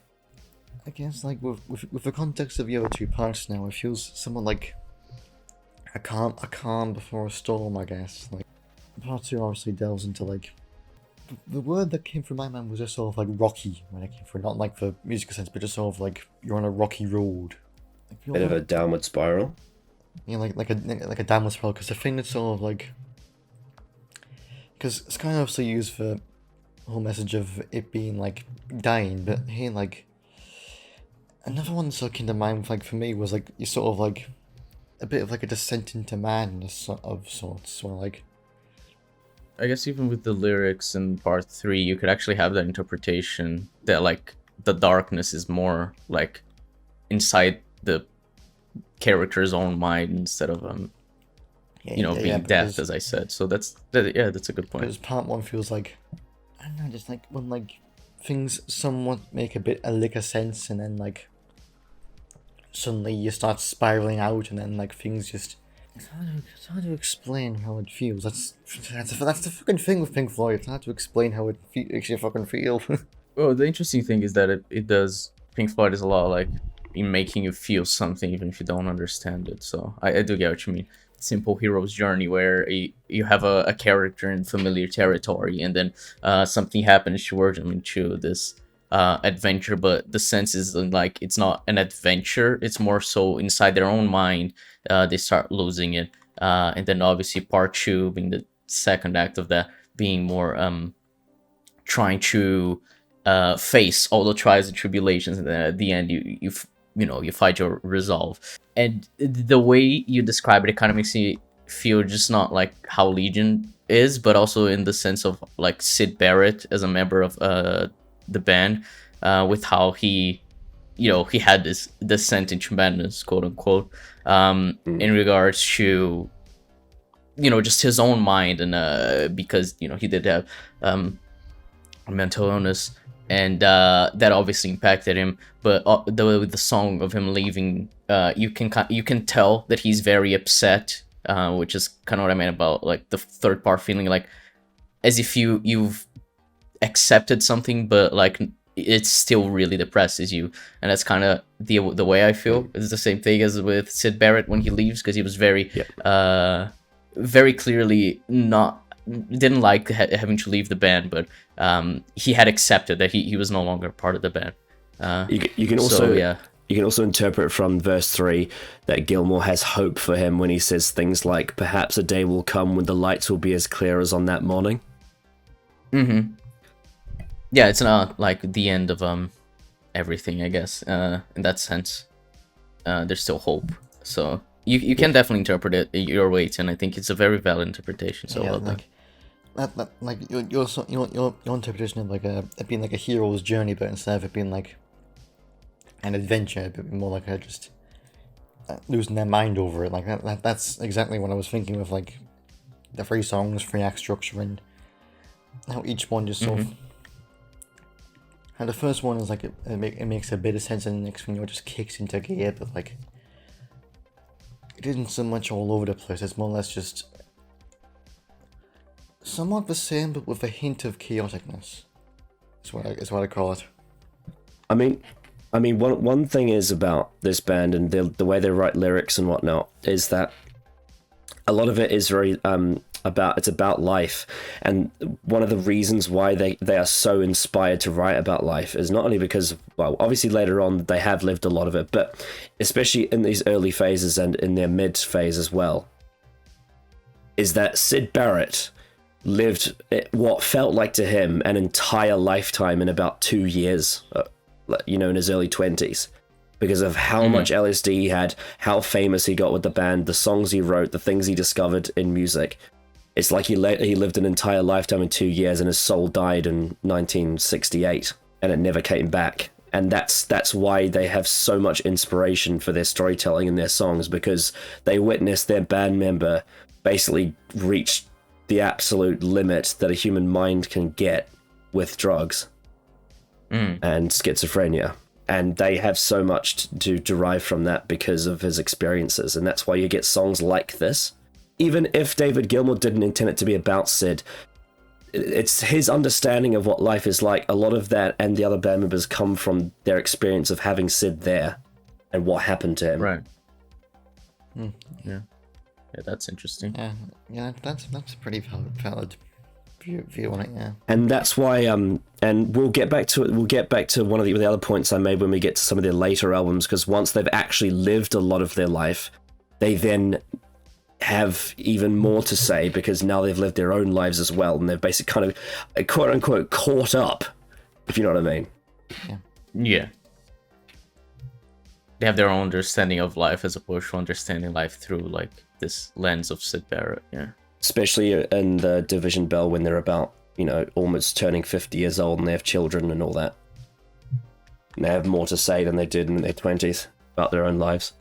A lot of people like to quite typecast Gilmour into just a guitarist and vocalist, and I think this song perfectly encapsulates how diverse of a musician he is and why he'll always be one of the greatest, not only of British history but of all time. Especially to make such a harmonious song that really captures all the nuances of mental health, and to almost live up to Syd Barrett's name, even. I think it's absolutely wonderful. Yeah. I fucking love this song so much. Everything about it, from the story it's telling, how the lyrics translate into the sound and the narrative and the arc, the 3-part structure with the transitions, the trippy whirling around spiral that plays at the start and at the end of part 1, but then also that perfect, what Callum described as the tube transition from part 2 to 3, and then the absolutely incredible harmony in part 3 matched with the way that he's overdubbed his vocals, where he is the only one singing, but it sounds like there's more than one person singing. He's slightly taken the left and right channels out of sync, and it's got that weird echoey sound to it, and it's paired with that beautiful harmonious voice of his, and just that it's so not only soothing, but it's also very mysterious, enigmatic.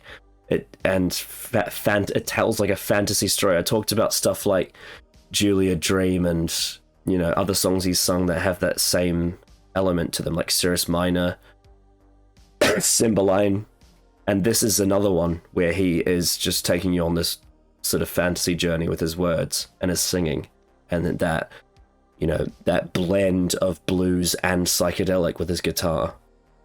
It's an absolutely beautiful song. I love it. It might be my... I think in terms of creativity, I'd give the medal to Waters for what he did with that Several Species song, because that's just fucking insane. But I think in terms of my favorite song on this album to listen to from the studio side, it's The Narrow Way. It's just so good. Yeah, so far it is my favorite. Absolutely. I just want to say just real quick, because you mentioned it, I can't let it pass. You mentioned the taking the left and right channels slightly out of sync to make it sound echoey. There is actually a song in Legion that does that, because Legion does covers of some songs in season 2 and 3. In season 2, they do a cover of Behind Blue Eyes, and there is a moment where they do that as well. And I think it probably was inspired by this type of thing from Pink Floyd. Yeah, it was. They also did it. Sid Barrett did it in Bike as well, if you remember. But that was way more extreme. That was like panning left and right, which was very, very unsettling. I have got a bike, you can ride it if you like. Yeah. No, but this song is fucking brilliant. Every time I listen to it, it's just incredible from start to finish. So underrated, and also Gilmour's an underrated songwriter as well. Because a lot of people say that, you know, only Roger Waters and Sid Barrett write good lyrics, but they're wrong. Like, Gilmour can write great lyrics, and he does it here. It's just that I think they mistaken his stuff because it's not as a lot of it's not as direct to the audience. Gilmour's writing is a lot more enigmatic than others, and so it takes a bit of, you know, sinking your teeth into to really, really understand it, because he speaks from a very spiritual perspective a lot of the time, as opposed to someone like Roger Waters, who's making very political statements or is making very, Roger Waters is very upfront with his storytelling, and then so is Sid Barrett. Sid Barrett's very like here and now. You know, this is who I am and what I am. And then someone like Rick Wright is, you know, very pessimistic about the past and all that sort of thing. Gilmour's a lot more enigmatic with his lyrics, and I think some people don't really get it because they don't really get as invested in his storytelling as I do, or as we do. He's a really underrated songwriter for that. I think one of the most impressive things about the sound is that he's able to do, you know, the instruments that his bandmates usually play. He's able to do them really well. The bass guitar, the keyboard, and the drums. I think especially like surprising how good on the drums he is. Like that bit in part 3 at the end, when he he does that beaning, and every time he transitions the drum over and over, he does a slightly different variation. You know, like on the way he does the drum bit near the end of the song, as he's fading out. It's really, really cool. And obviously the sound effects at the end of part 2 are just fucking so good, especially with that transition. Absolutely seamless, and it ends with that high-pitched, almost like an electric scream, and then transitions right, and then it has that like almost chorus sound that comes in as well, like almost if we go down the interpretation of death, it's like the person's died and then you hear the angels singing, you know, like the boom, boom. You know, that's what I like to think actually. When you die and go to heaven, the first thing you hear is David Gilmour's guitar. It should be, even if it isn't. He's standing at the gate and says, "Following the path as it leads towards the darkness in the north." Beautiful. That brings us to the final piece of this album, which is by Nick Mason and also features his ex-wife Lindy Mason on the flute.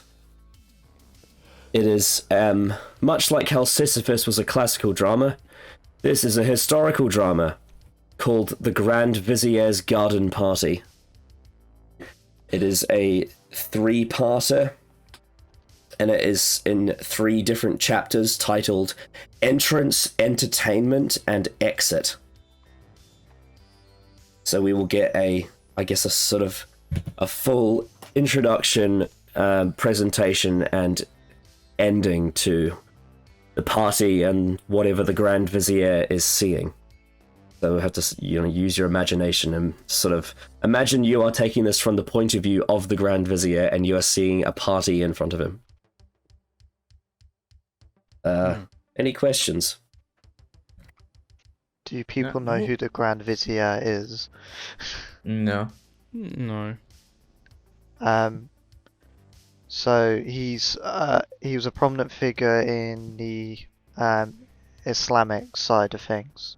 He was a head of state for many places. Callum, you know that scene in Port of Doomsday when on the ship they have all those different cultures doing their things. Mm-hmm. It's like one of those presentations, except it's in an Arabic. It's rather than a spaceship, it's in an Arabic country, and it's for a Grand Vizier. Right. Slightly different.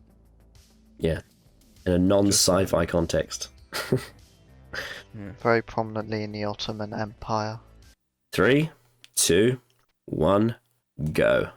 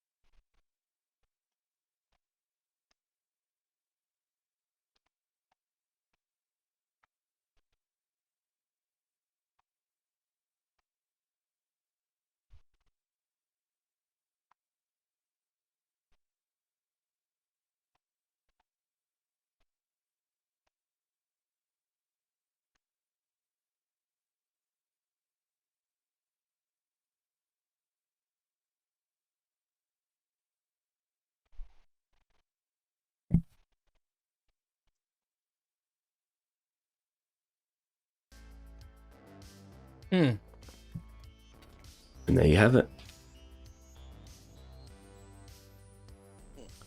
For a solid like minute there, I thought my headphones were fucking up. Really? Yeah. Oh yeah. I as soon as that middle section happened, I like picked up my phone for like a second, and then it started. I was like, "What the fuck did I do? What just happened?" And then I realized, oh, it was part of the actual song. Oh, right. What did you think? With that, it's like it the jumpy nature of it, between especially using like the channel like left to right, proper using that Pink Floyd loves to do, channeling from one end of the ear to the other. Mm-hmm. It was very unsettling to me. Yeah, but that was an interesting one. Well, it's sort of the channeling side of things, the mixing. The idea is that you're supposed to sort of be like you're in the room, and that's why there's so many. It's supposed to be a presentation, and there's so many different musicians standing in different parts of the room. That's why you get that bit where you can hear that drumming from really far away. There's someone really far away from the Grand Vizier making that noise. And it's like, I imagine it's probably outdoors because it's in the garden. So that's why the surround sound mixing is done that way, because it's sort of to try and set the scene that you're in. Music in general was like, it was, especially like the entrance and exit parts of the song, very sort of soothing. Very nice. It's very Lord of the Rings, I'd say. The flute playing. A bit, yeah. Yeah, maybe not quite as magical, but definitely has. No, it's not as whimsical. This was actually a really, really fucking good sort of musical experience for me, because like the open, like I said, it's very magical, but like the vibe I got from it was like, it's like you can take from it that, like, you know, like for Vitalis like entering, but like I sort of interpret it as like, you know, like you're being it's saying like, well, you're gonna go on this weird sort of journey. It's like I got like a sort of, the only thing that comes to mind is like you know, come with me and you'll be from Willy Wonka, like that sort of thing. Yeah. And virtual entertainment was like, I love the fucking variety, because like it goes from very sort of very restrained to then the jittery, and when the drums fucking kicked up, my god, I wish I had my webcam. I wish I had a webcam, because I was fucking banging along to the drums for a good 2 minutes. Yeah, absolutely. And like, yeah, I mean, it's kind of it's kind of the way that the song's kind of constructed. It's meant to be, it's like a presentation for the Grand Vizier, and it's like a bunch of drummers that are doing a big, like, all around, like, sort of sound coming from all different parts of the garden, and then it gets that big build up, and then this is just my interpretation, maybe one of you will say something different, but you know the bit where it does the big rumbling in the middle, and then it starts like glitching out a bit? I don't know if this is accurate or not, but I've always thought of that as the Grand Vizier as like having a thought, and he's actually not concentrating fully on the song, and he's almost like a bit like his mind's distracted, and then eventually it comes back around, and then you get the fight sequence at the end. You know, the I just see it's like a presentation of like all these different sort of musical styles involving drums, but like it's such like just a good musical experience for me, because it's just,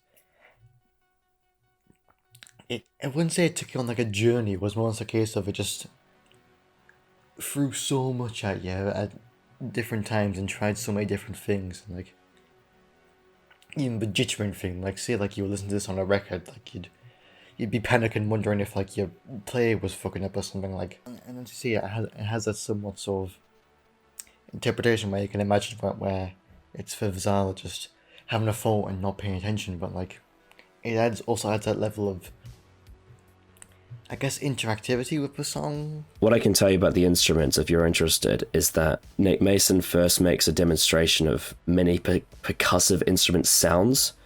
So it starts with the toms that he plays while tuning them, like plays them as he's tuning them, shifting the skin tension, which makes their pitch change every impact. And then he uses various instruments like toms, cymbals, snare drums, cowbells, etc. I think there's one bit where he uses that one where it's like it looks like a honeycomb, and it's like got that wooden stick that you rubber over it. And then when he's finished presenting the sounds of all instruments, he shows a bit of sound manipulation, using the echoey sounds and make them into resemble keyboard notes. And then he begins to deconstruct those sounds and manipulate to form different rhythms, effectively creating one of the earliest works sampling known in rock history. So this is a very influential song when it comes to sampling in rock, for that reason, especially for drum sounds. And then after that, he performs his drum solo that is later joined by the sampled elements heard before for a fastened ending sequence. So like all of the things that he builds up in the meat of the song, he brings them back at the end for the fight sequence and combines them all together. I would imagine this will be a very influential song, going off of just the techniques alone used for it. So yeah, that explains a lot. So yeah, really love this song. Yeah, I think this is also a song that I'd love to see an animated music video for it. Like to see a visual of the garden party of some sort. So it'd be really cool, I think.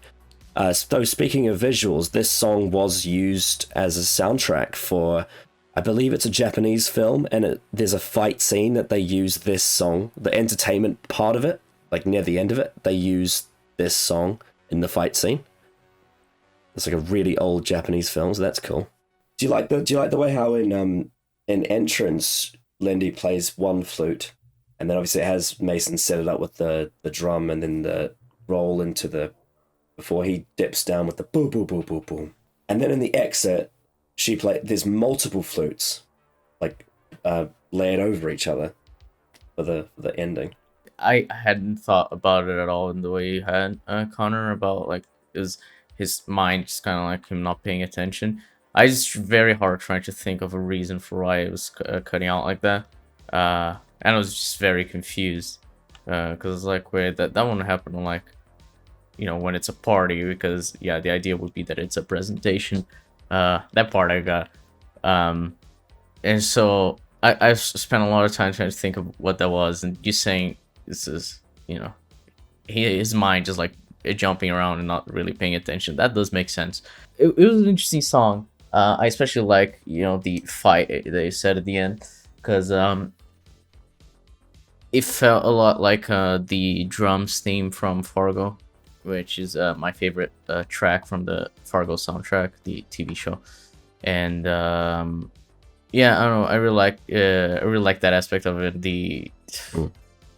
Just how it tried to convey so many different things while still remaining like faithful to the period they're trying to convey. Like it never felt like it was out of place. So I really commend the song for that. Yeah, again, like I said, I think this is definitely one that it would be interesting to see what like an animation could do to it. Oh yeah. If you saw like the visuals, because I can imagine when they get to that part in the middle where things cut out, they could do some visual storytelling with that. You know, I mean, not to create any kind of melodrama around it or anything, but I don't know, maybe he sees one of the drummers and then it's like, that's the man who killed my mother or something like that, you know, that kind of thing is, you know, or anything really. There's a lot you could do with it. I mean, I guess maybe if someone was knowledgeable about the history of the Grand Vizier, they'd be able to do something applicable. Yeah, you can make an interesting historical drama with no dialogue. Yeah, like imagine it brings back like bad memories or something. Those sounds possible. Like when he hears the rumbling, it makes him think of like a fire or a volcano, or you know, a really dangerous animal, something like that. I really love this song. I can imagine an entire scene in like a show or something where they're dealing with an Islamic party and using this in the background, especially if it's historical, obviously. It really captures all the Islamic sounds around it, which is interesting because back then this was unheard of. you would never do this. Oh yeah. Yeah, it's just, again, it's like the rest of this album, all the instrumentals go through this unique journey, and you can really envision things because the song allows you to do so, and I really like that. I can like see the whole setting in my head very clearly. Yeah, it's a really interesting song. It's kind of like, I don't think I've ever heard a song quite like it, apart from maybe in some films you get like a bit of diegetic music that might be similar to this if it's historically accurate, I guess. But it's still I think like I said, with that middle section where it goes all a bit wild, that's kind of the Pink Floyd touch that it adds to it, that changes it a bit. Yeah, I kind of like the idea that there's a fight to the death that happens near the end of Entertainment, and then right as someone's killed, they play the fucking happy flutes at the end. Because, you know, they've commenced the tradition. Yeah, my understanding of the fight was more of a like a battle for the Grand Vizier's attention. But if you want to make it literal, when it says that they would one of them would be killed. I don't think it would have been a brutal massacre. I think it would have been more of a dance of him, I guess. Mm-hmm. Yeah, I could see. Sue me for saying Legion again, but I could see a Legion scene that does that has this song playing, especially season, because Legion does a lot of like dance battles and shit like that, and so yeah, something like that could work really well, especially because we also have Farouk being from Morocco. Anyway, I'll stop talking about Legion now. Yeah, but anyway. But yeah, this is another one of those songs on this album when you hear reviews of it, people are just like, it's just a bunch of noise, I don't understand it, it's boring. Like, that's all they'll say. So yeah, you know, people only consuming the surface level value of everything. And it's classic Pink Floyd experimentation, and I do really appreciate it a lot. That brings us to the end of Ummagumma. So Callum, your overall thoughts on the album? Real good album. This is a really I guess it's like I said, even though it's like I said, classic Pink Floyd, but this one especially was a lot of very interesting experimentation, and I really appreciated it all, and a lot of just really good like performances. I think is a really good theme for this, like in terms of like, especially the live one we listened to, how, because I mentioned it, how much it sounds like it was made in a studio and not performed live was like pretty insane. It's because it's just the music and the talent of the artist is just on another level.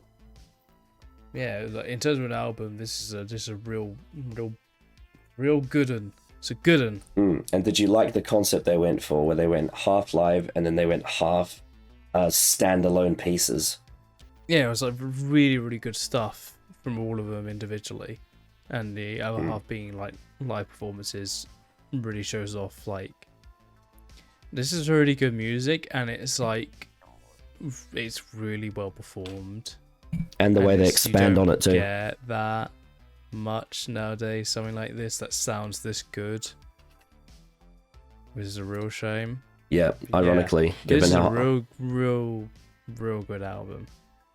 Kind of ironic, given how like technologically difficult it was to put stuff like this together.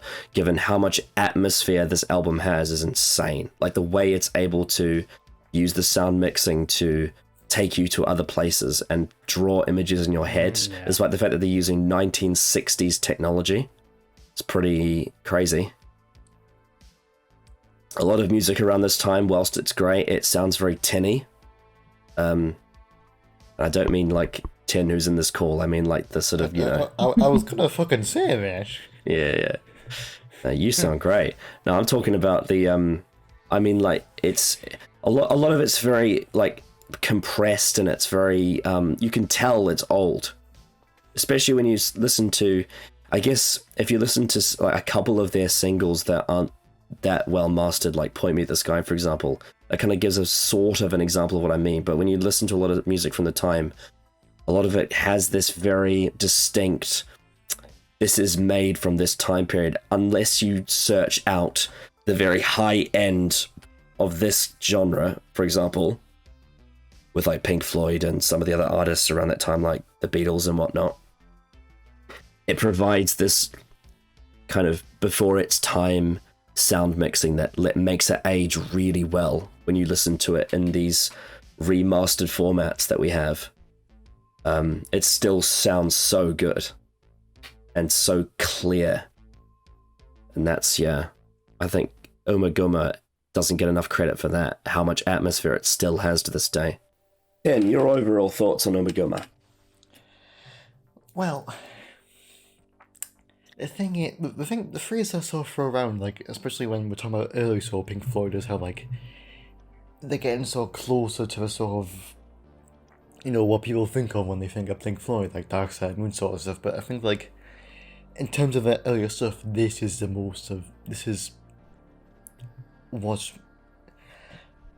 closest they get to, like, being sort of, like, I guess, like, you know, classic Pink Floyd, what everyone thinks of. So, like, especially with the experimentation, especially with the live versions, which, again, as Callum pointed out, miraculously sound like they're performed in a studio, which, gotta say, is impressive. Because, of course, I've listened to, like, their newer albums, but the ones after this one, and, like, they use, like, a lot of pieces aren't necessarily, like, songs, but more or less just,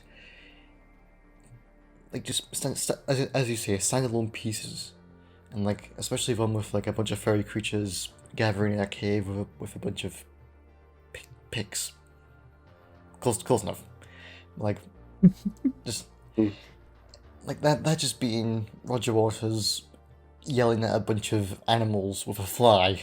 Just, like, somehow that works on a Pink Floyd album, and it works really well.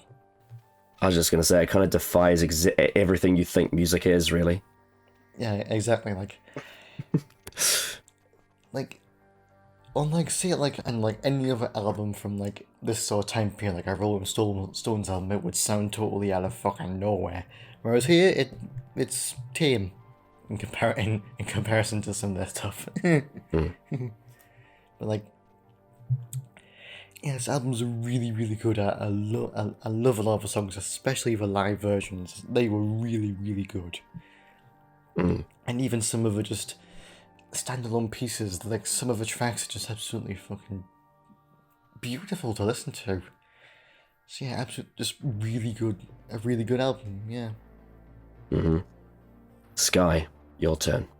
I really love this album. It's a really interesting one. I think in terms of like songs that I've added to my playlist, because that's, you know, every time I hear some song, I'm like, oh, I'd like to hear this more often. I just add it to my playlist.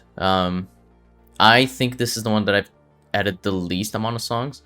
I think especially because of the nature of it being, you know, multiple parts for many of the songs. It's a bit awkward to add them, isn't it? Because they're just these chapters and stories. Yeah, sometimes it kind of annoys me when I'm listening to, like, the song from The Wall comes up, or from Dark Side of the Moon. Remember my playlist, because I'm like, fuck, they cut off halfway. But anyway, yeah. However, I do really feel like it's a really fantastic album. Like on a concept level, I think it's really, really cool to give this kind of like freedom to each of the members to just like test it out. Be like, you know what, let's see what we can do with this setting. Everyone can do their own song. It can be as long as they want, like fucking 3 parts and like 7 minutes in the middle for the last one, for example. So, you know, Pink Floyd giving themselves a lot of freedom to explore is something I really love, which it does show how a lot of them are like the influence they've had on the future, because I'm more familiar with their future albums. How like each of them has like a big influence on the band just as a whole, and their own sound and I guess storytelling abilities with their songs, which is really cool. As well as just the fact that the songs are just bangers, really really good to listen to, especially then The Narrow Way, which is definitely my favorite from the album. And yeah, obviously also because y'all mentioned, but the live versions of the songs you'd heard previously are phenomenal. Somehow even better than the original. So yeah, Pink Floyd is just really great. Yeah, I like what you said about showing off what they can do as individuals, because, you know, from here onwards, they come back together for a lot of their songs. Like, you get to see them be like, right, we've now established what we can do as individuals, now let's come back together as a band and expand even further as a unit. Jeb, your thoughts on Ummagumma? I really like the album. I find it very interesting that the band does not like this album, kind of at all. And I did really like the point made by Sky about how we're seeing that individual components of what they bring to the band. Especially Mason. No, Waters, not Mason, sorry. I meant Waters, especially Waters, because that's where my favourite period is for this album. There's a lot of layers to it as well, and that's why I think also in terms of their music, Discography. I'll just go with music. Discography, Yeah, it's why a lot of people don't seem to be on this board with this one, because I think it requires a lot more thought and attention rather than you could kind of listen, sit back. But once you really pay attention and look at all the layers to the songs, and also envision yourself in some of them, such as Grand Vizier's Garden Party, it really shows how talented they are, not just as individuals but as a band, and where the future is going for them. So yeah, I'm on board with this. Oh yeah. Yeah, this is an underrated gem. It showcases how good they are in their prime at live performances. It showcases how well each member can hang on to, you know, excellence by themselves.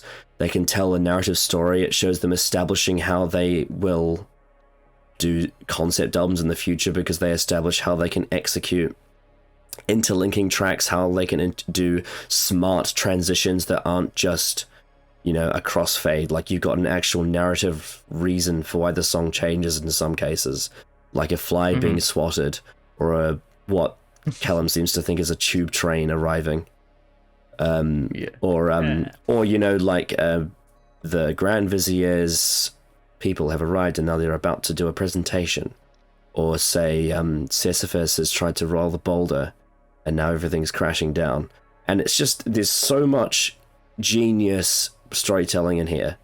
There's so much just to dig from this, in terms of narrative play, in terms of subtext, in terms of instrumentation, experimentation, and just, it's so interesting to listen to, and I think it's severely underrated. And like, whenever I see people do reviews of Pink Floyd, they're always like, now I think we can unanimously agree that Ummagumma is the worst one, and I'm just like, now hold on there, partner.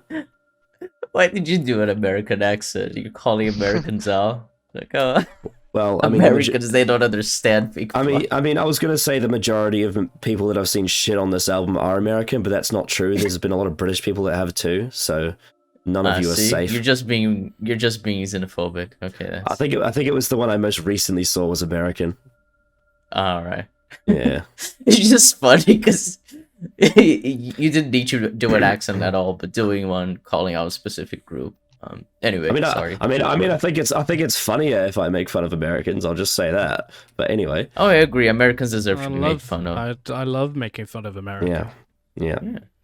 Because you're much better off in Britain. Anyway. Yeah. It's funny how successful Pink Floyd is in America, given how like anti-American they kind of are in some ways. Well, they have become kind of, especially Roger Waters, become kind of a symbol of, like, I guess, counterculture in a way. Yeah. Being more, especially because Roger Waters did some shows in Brazil around the time when around the time where our last election was, where we elected a right wing politician. He was very vocally against him being our next president. He's very much a symbol of like a political movement, I think, for a lot of people. So I can kind of see why he would become like so popular. And then like especially during like Trump times, rising in popularity because of that, because of how obviously he would call out that kind of shit coming from that side of the political spectrum. Yeah. Of course, they're very known for their progressive views and whatnot. They all have very different progressive views, but they all lean that way. But yeah, this album is really interesting, really cool, really experimental, and it gives you a nice sort of preview of what's to come in a lot of ways, which is really exciting. And it's a nice way to cap off the 1960s, because from here we move into the 70s after this point. And the next batch of songs, which will be in the next EDAR music, is split into two halves of songs. The first is a bunch of songs that were on a film soundtrack for the film named Zabriskie Point. Now, Pink Floyd, unlike the More album, they weren't the only artists to do music for the film. So there's not like, as much music on this of theirs as there is the More film. But they were one of the artists that did quite a few songs on it. So we'll be listening to some of the songs off that film. And then the second half is the fifth album, which is called Atom Heart Mother. And it has this album cover, this iconic album cover with the cow on it. It's a cow. Oh yeah, I know that album there. Yeah. It's very recognizable in a record shop because you just see that cow staring into your soul. So yeah, Callum, your thoughts on going into the Zabriskie Point soundtrack and the Atom Heart Mother album? Well, it'll be interesting to see the comparison between like the soundtrack that they did for that other film they did. Mm-hmm. More. I can't remember what it was called. More. It's called More. More. Okay, and then comparing it to this one, see how different it is and see what vibe they. I can tell you for a fact, Zabriskie Point is a lot more popular than More. Like, it's a much more critically acclaimed film. Right. I think More is generally considered bad. Zabriskie Point's more like divisive. It's quite a divisive film. But the clips I've seen of it, it looks way better than More by comparison. Not a high bar. Definitely higher production values. I can say that much. It's much higher production values. Again, not a high bar, but yeah. Yeah, and then obviously with the album, I'm just looking forward to seeing what wacky things they get up to next. Yes, well, it's not Scooby-Doo. Yeah, I was gonna say it sounded like you're describing a family show. Well, I mean, the one thing I can tell you about Atom Heart Mother, obviously they the band members are much more together on the next album than they were here. They're back to being a band again in the studio stuff. Yeah. But the one sort of element that defines Atom Heart Mother is it has an orchestra and a brass band. Oh, which is very, very the only song that really, there's only a couple of songs that really have that before this point, like Jug Band Blues and Corporal Clegg have some of that in it to some extent, but this most of this album utilizes that, I think. Well, actually, no, it's not. I guess, okay, you'll find out. But this album, on it, some of it uses orchestra and brass band, and that's what it's remembered for. 10 Sky or Jeb, any thoughts about what's to come on Zabriskie Point and Atom Heart Mother? I'll let you. I hope we can understand why they have a cow in the cover. That's the one thing I hope to achieve by listening to the album. I'll do my research if you like. I very much need it. Otherwise, I'm not coming back after that. I just have to know. Okay. It's the cow. I'm excited. I don't know. Listening to another soundtrack, as Callum said, will be interesting compared to more. Because I was checking when I mentioned that, this album was the one that I added the least to my playlist. More was actually the album that I added the most, the More soundtrack. So I'm curious to see if it is going to be as good as that soundtrack was, because it was just a phenomenal soundtrack. Yeah, unfortunately, there's no Glug Snort on Zabriskie Point. It does have that going against it. Oh, so already fighting an uphill battle, but everybody loves an underdog. The thing that's potentially a bit interesting for those of you who've heard their later stuff, there's pieces from the Zabriskie Point soundtrack that gets reused in other albums, which is really interesting. Specifically, there's one song on Zabriskie Point that has a bit of Atom Heart Mother in it. There's also a piano section from Zabriskie Point that gets reused in The Dark Side of the Moon. Oh. But I don't think I've included that because I don't want to spoil Callum on that piece. I want him to hear it for the first time when he hears Dark Side. So I haven't included that one. But that is a bit of trivia for that album anyway, for that soundtrack.